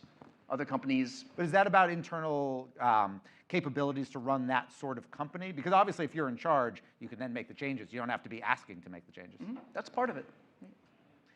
When you decide you're going to do an activist campaign, is there a threshold that you guys decide from an ownership percentage that you actually have a voice? Or if Elliott buys 10 shares, do you have a voice because you're Elliott and you own a couple shares? We could. I mean, we don't typically have 10 shares.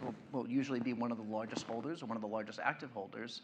But our goal is that when we show up, people know we've done our homework and that other holders would probably see things similarly and that we can achieve what we want to achieve. And so we've been a small portion of the company's register, but still effective because our arguments are right, generally. We make mistakes. You've been with the firm for 2 decades. Do you think this is you personally, Jesse, do you feel you operate differently now, not just than when you started, but do you feel there's been any significant change in the way you interact with management at companies? I think that as we've grown, and scale is one of our biggest advantages, we've been able to bring more resources to situations. I mean, we'll show up at a company with an operating team, with a governance team, and with deep knowledge of their base, deep knowledge of their markets. And I think companies have more generally come to appreciate that we add value to them, we add value to their shares, and we've been invited on boards, we've dealt with the world's largest companies, we've dealt with dual-class companies, and I think there's now more of an understanding, hey, this could be good for us. This could help us create value. This doesn't have to be adversarial. And that's actually brought the temperature down generally. But you say that it's coming from the company side. Is it also coming from your side? Do you feel you're less adversarial going into situations? We are. We are because we're still firm. I mean, how we respond to a company depends upon how they respond to us. We show up the same way every time. And if we are welcomed in, which increasingly happens for our ideas and our resources, then it's great. It's a conversation and it leads to something. Some companies don't want the help, and if we think that the help is needed or required or merited, then we'll push our case. But more often than not, it's the former category. You mentioned scale. You guys are large now, I think over $75 billion in AUM. There's some who look, and this kind of got talked about a little bit in your third quarter letter as defense against, that your scale has become a bit of a drag on performance. You talked about scale as a positive just now. Has scale become a drag on your performance? Well, I can't talk about performance, but I will say that scale is one of our greatest assets and resources. We can come in. You can talk about former performance, just not forward performance. I'm not talking about any performance. Scale is one of our greatest resources. I mean, we've been around a long time, almost 50 years. We're constantly looking at everything we do. But we repeatedly come back to the place that we can bring more resources to any situation than any of our competitors, than anyone else out there. When we look at a large company, we have an industry team, we have an activist team, we have a comms team, operators, we have former CEOs and CFOs. And is that the main thing that you think has changed with size, or has the playbook at all changed with size? We have more tools. We have more tools. I mean, 15 years ago, there wasn't an activist market. This wasn't a thing. There weren't reporters covering it. Now there's a tremendous amount of infrastructure around it, and we can show up at extremely complicated companies with, we have consultants that work for us from all the former consulting firms, and we have plans for them. So we have more tools in our kit, and companies receive that value well. And we operate as almost a shareholder consultant. We join boards ourselves. We help them achieve better value. You talk about this large staff and this large roster. When you think of Elliott in 5 years, 10 years, do you think there'll be fewer of them because AI is going to replace a bunch of those functions? Same output, but fewer humans? Well, probably not, but we are certainly finding ways to use AI productively, and it's helping us with research, it's helping us with reports, but at the heart of what we do is human judgment. It's what we call manual effort. We look at these companies, we try to find, help them with their strategy, help them with their operations. We make decisions, we have relationships. That's a very human element. Well, I mean, it's interesting though. Like I think, for example, of General Atlantic, the private equity firm, they have an AI now that sits on their investment committee. It doesn't get a vote, but it's there, and it sometimes disagrees with the other people around the room, and it gets a fair hearing. Could you see something like that in Elliott? I mean, we use AI, and we certainly use it for research, and possibly. But do you, okay, so you use it for research. When I say do you ever ask it, depending on whatever systems you're using, do you ask it to help, not help with decisions, but what do you, should we do this? Should we not do this? And then, and if it disagrees with you, give that kind of a fair hearing? Are you there yet?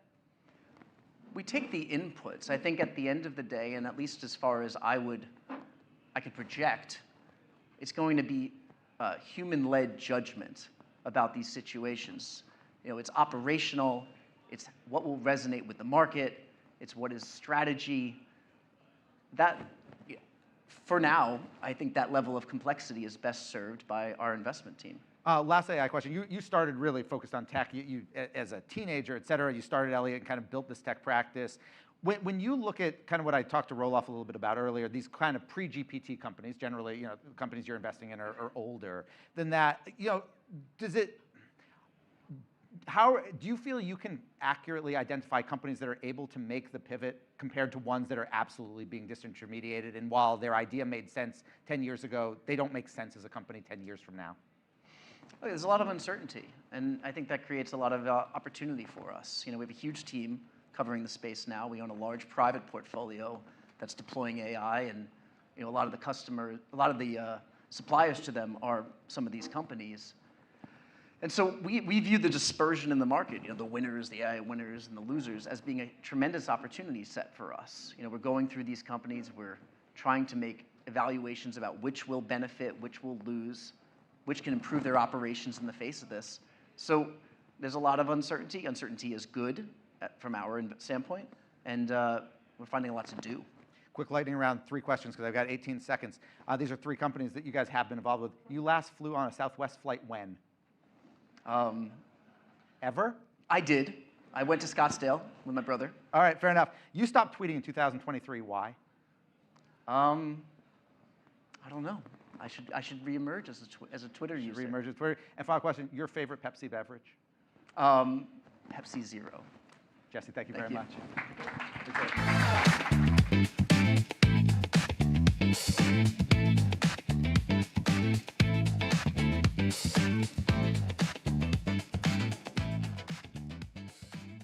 Shane Copeland is the founder and CEO of Polymarket, a new kind of platform where prediction meets participation. He He's turning public opinion into tradable insights, blurring the line between data, markets, and transparency. Copeland stands for the next generation of entrepreneurs, reshaping how information moves and what investors do with it.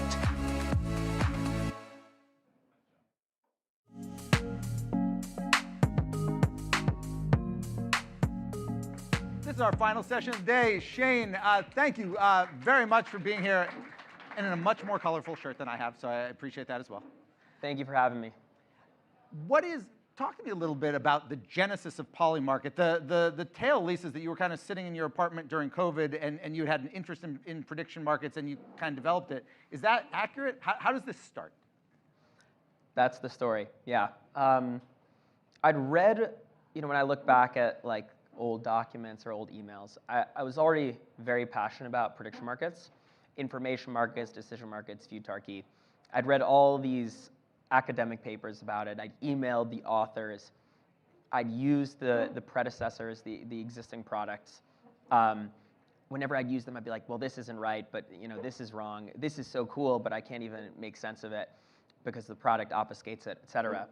And at the onset of the pandemic, I had dropped out. I was 21.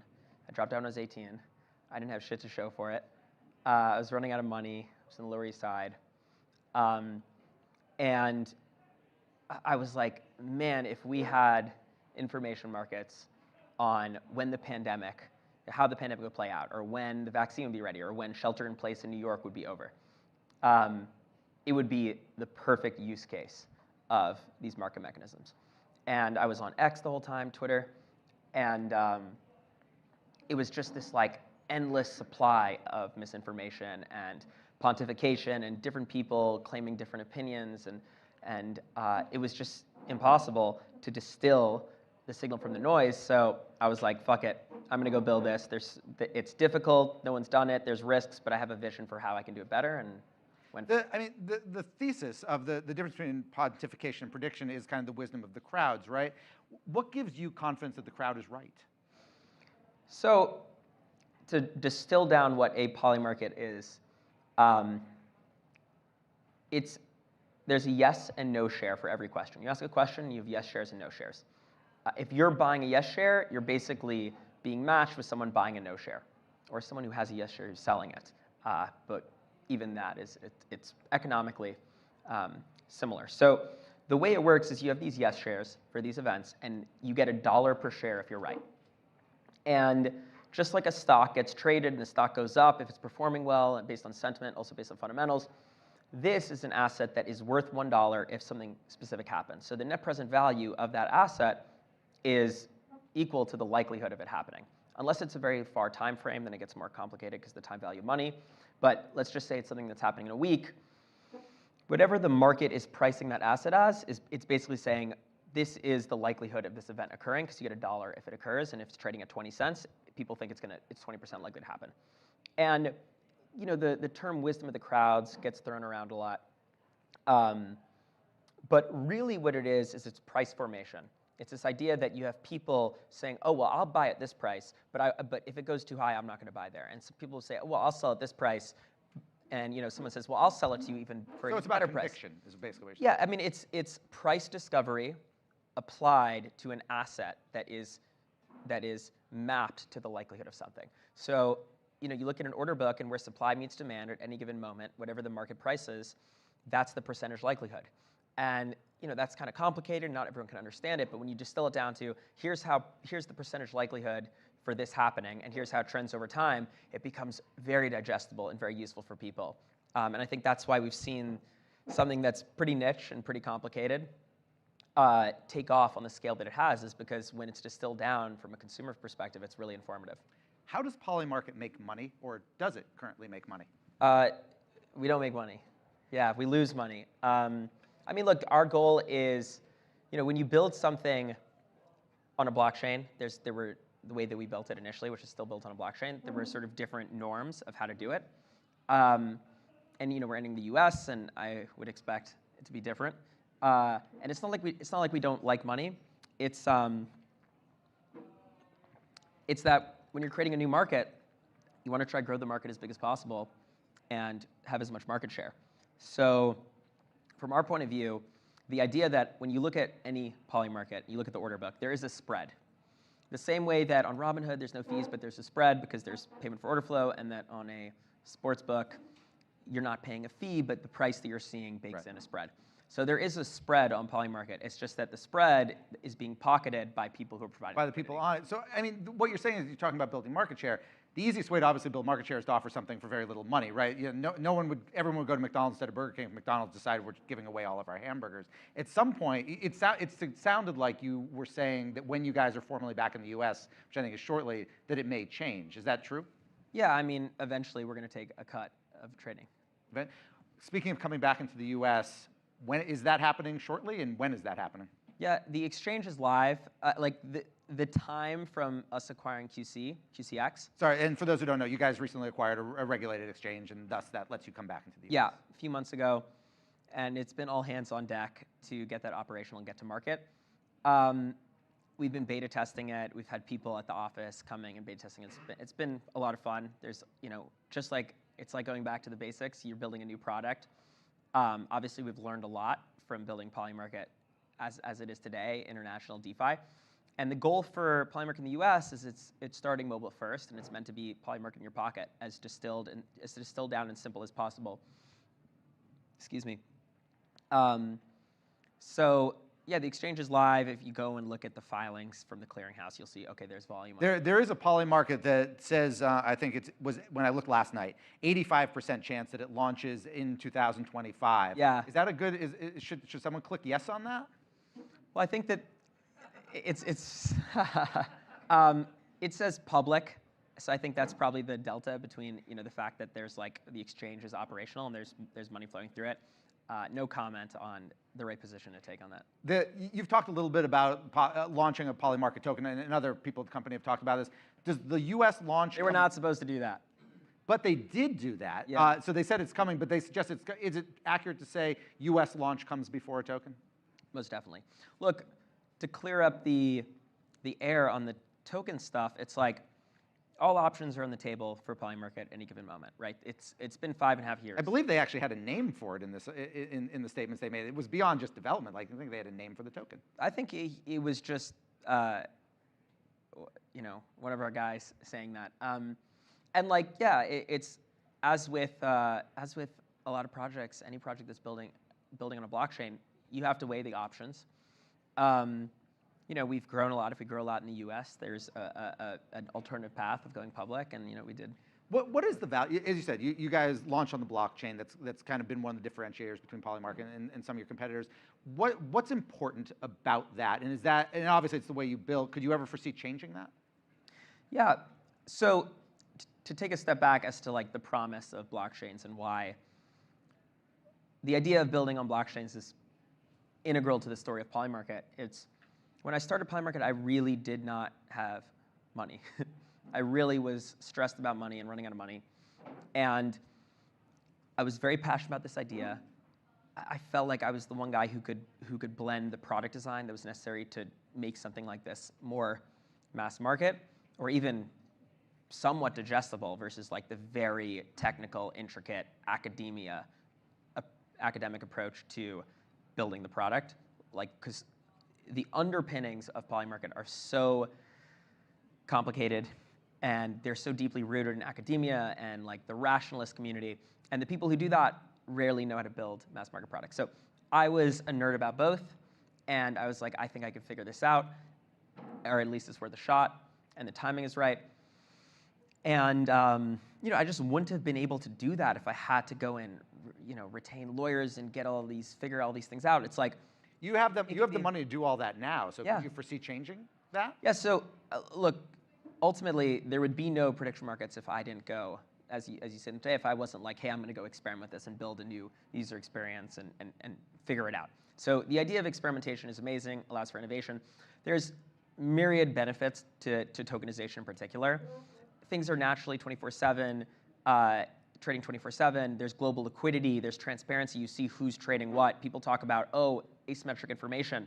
You're able to go and see the provenance of every market and each wallet and what they hold, and you're able to go and much more easily defend and sort of identify where there are trades that likely divulge more information than a typical trade to the market. So if like someone makes a new account and they make a trade versus someone who's traded all the time.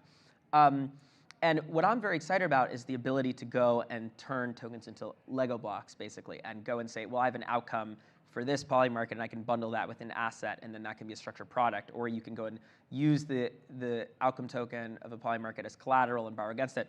I think that it's not by chance that you hear so much hullabaloo about like the largest consumer fintechs, like Robinhood and Coinbase, moving extremely aggressively into tokenization and sort of betting their future on that, as well as all this talk about stablecoins.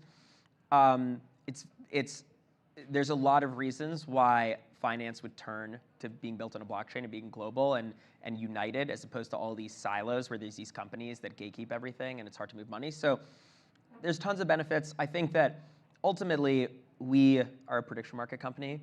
We're Polymarket. And at least as it stands right now in the US, it's difficult, if not impossible, to go and build like a regulated US exchange built on open, decentralized architecture. That may change. We're going to be really focused on that. Can I ask, you talk about the transparency of being on blockchain. You're right.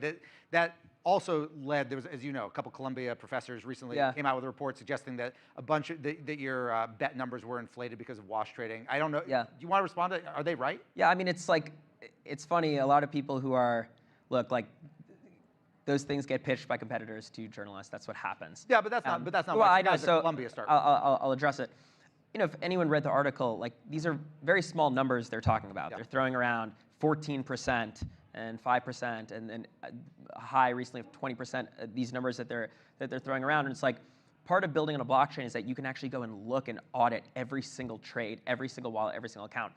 And I think that's part of the transparency is that people can go and look at everything and they can discern trends from different people trading, and they can go and look at people running all different types of strategies. And obviously, when you build on a blockchain and people assume there will be a token, et cetera, some people try to be nefarious. As it mentioned, like we crack down a lot on that. And it's an ongoing effort. But I don't think that undermines the credibility of Polymarket's accuracy or its traction whatsoever.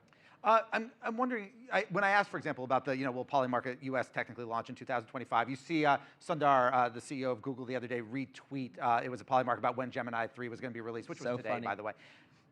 What do you guys do from an integrity standpoint? For example, I mean, maybe like Sundar knew the date it was coming out. He knew that.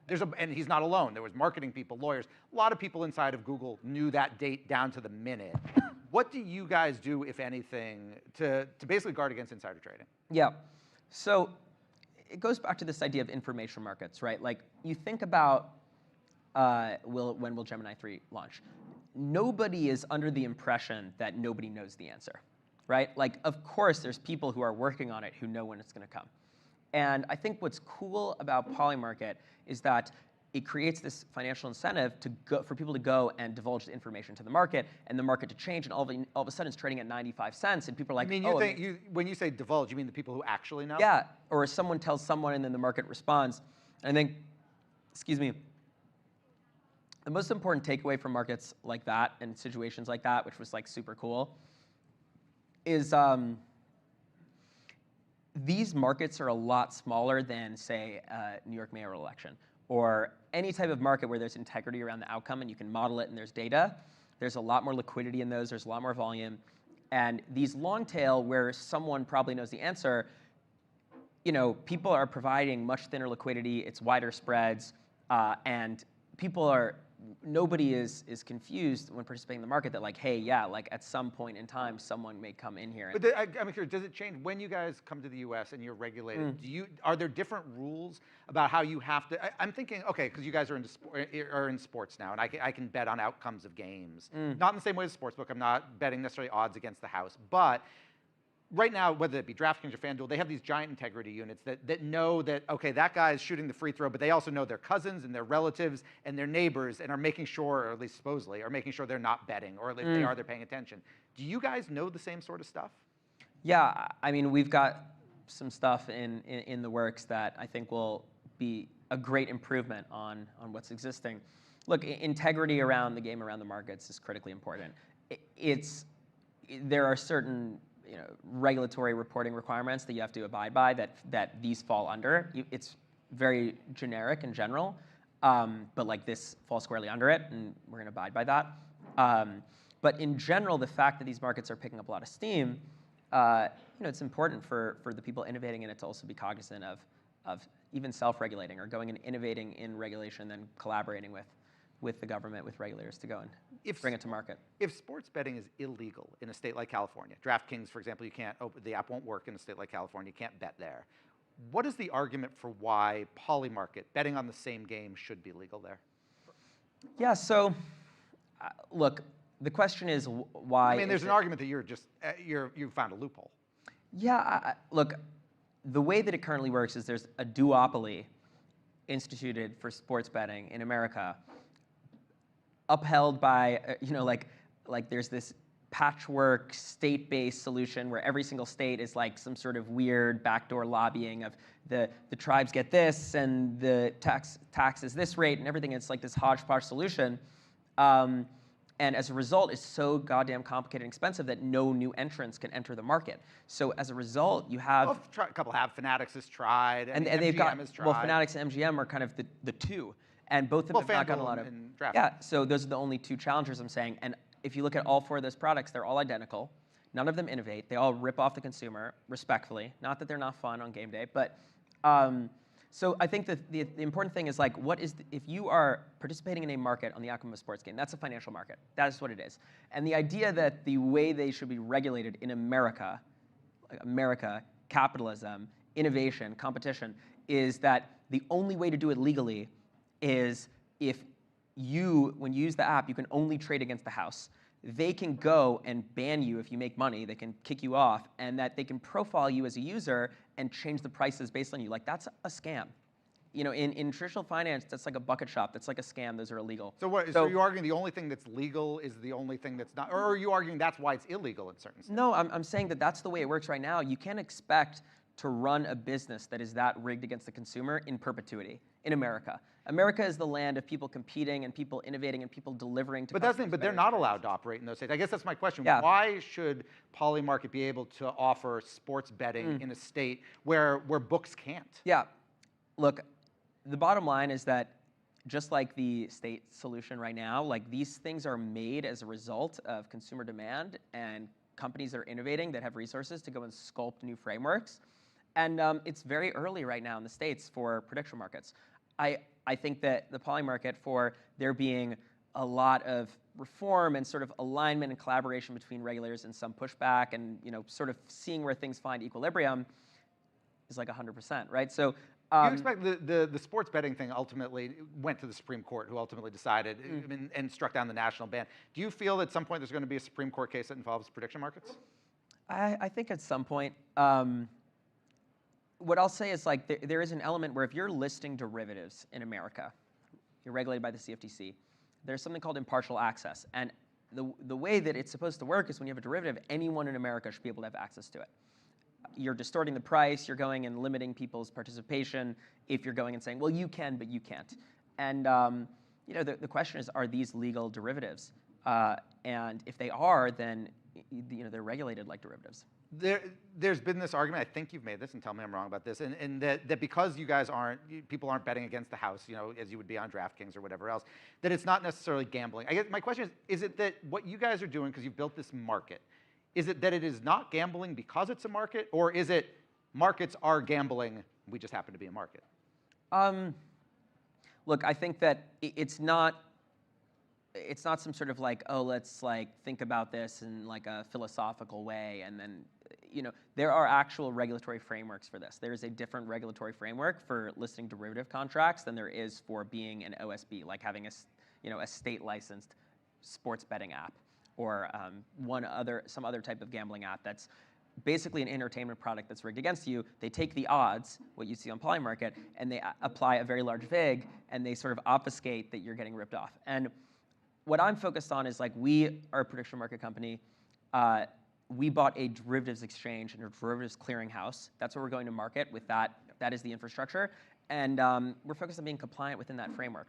Shane, final question for you. What is your favorite new poly market that you've seen now in the last few days or weeks? Yeah, I mean, for me, again and again, I love OSINT, open source intelligence. I love going on X and going down these rabbit holes and seeing people who are using all these alternative information sources to go make sense of what's happening, for example, in the Middle East. And what's happened is now, with Polymarket, with some of these geopolitical markets, there's this incentive for people who do that out of passion, and I would have to go and go to their Buy Me a Coffee link and donate to them, to go and have not only an incentive to be more accurate and find more information, but also they can go make money for their hobby and their habit and what they love doing. And as a result, what you've seen, people who are in the Middle East, they oftentimes have heard in the WhatsApps and the group chats, it's like people are getting their information from Polymarket because it moves even quicker than the Telegram groups and the OSINT channels. And it's also obviously easier to verify. And that moves even quicker than the news. So the idea that people can have those tabs open and just go and get a much more accurate insight into something that may actually really be important for their safety or their family or their livelihood or how the next week of their life is going to go is just an awesome use case. There was this thing called the policy analysis markets that DARPA had funded that never really came to life that effectively forecasted the promise of this idea that you could use prediction markets, in that case combinatorial markets, to go and get a peer into the future of what was likely to happen and make better decisions. And to see that coming to life, albeit very early, is the coolest thing to me. I still can't get over it. It's like my perfect nerd paradise. Shane, thank you very much. And with that, that is a wrap on our fourth Axios BFD. Very quickly, I want to thank everybody, obviously, on the Axios crew who put this together. Second, everybody here at the venue, our sponsors, Bayer and CS and Center for Accounting. That's basically it. Oh, there's some things. I'm told there are going to be some things that pop up on screen. These are our next things. We will be back in New York for Giving Tuesday. We will be in Davos. If you are in Davos, I will be in San Francisco for AIDC. Check axios.com/events. Please, drinks, eat. Thank you, everybody, for coming. Thank you, everyone.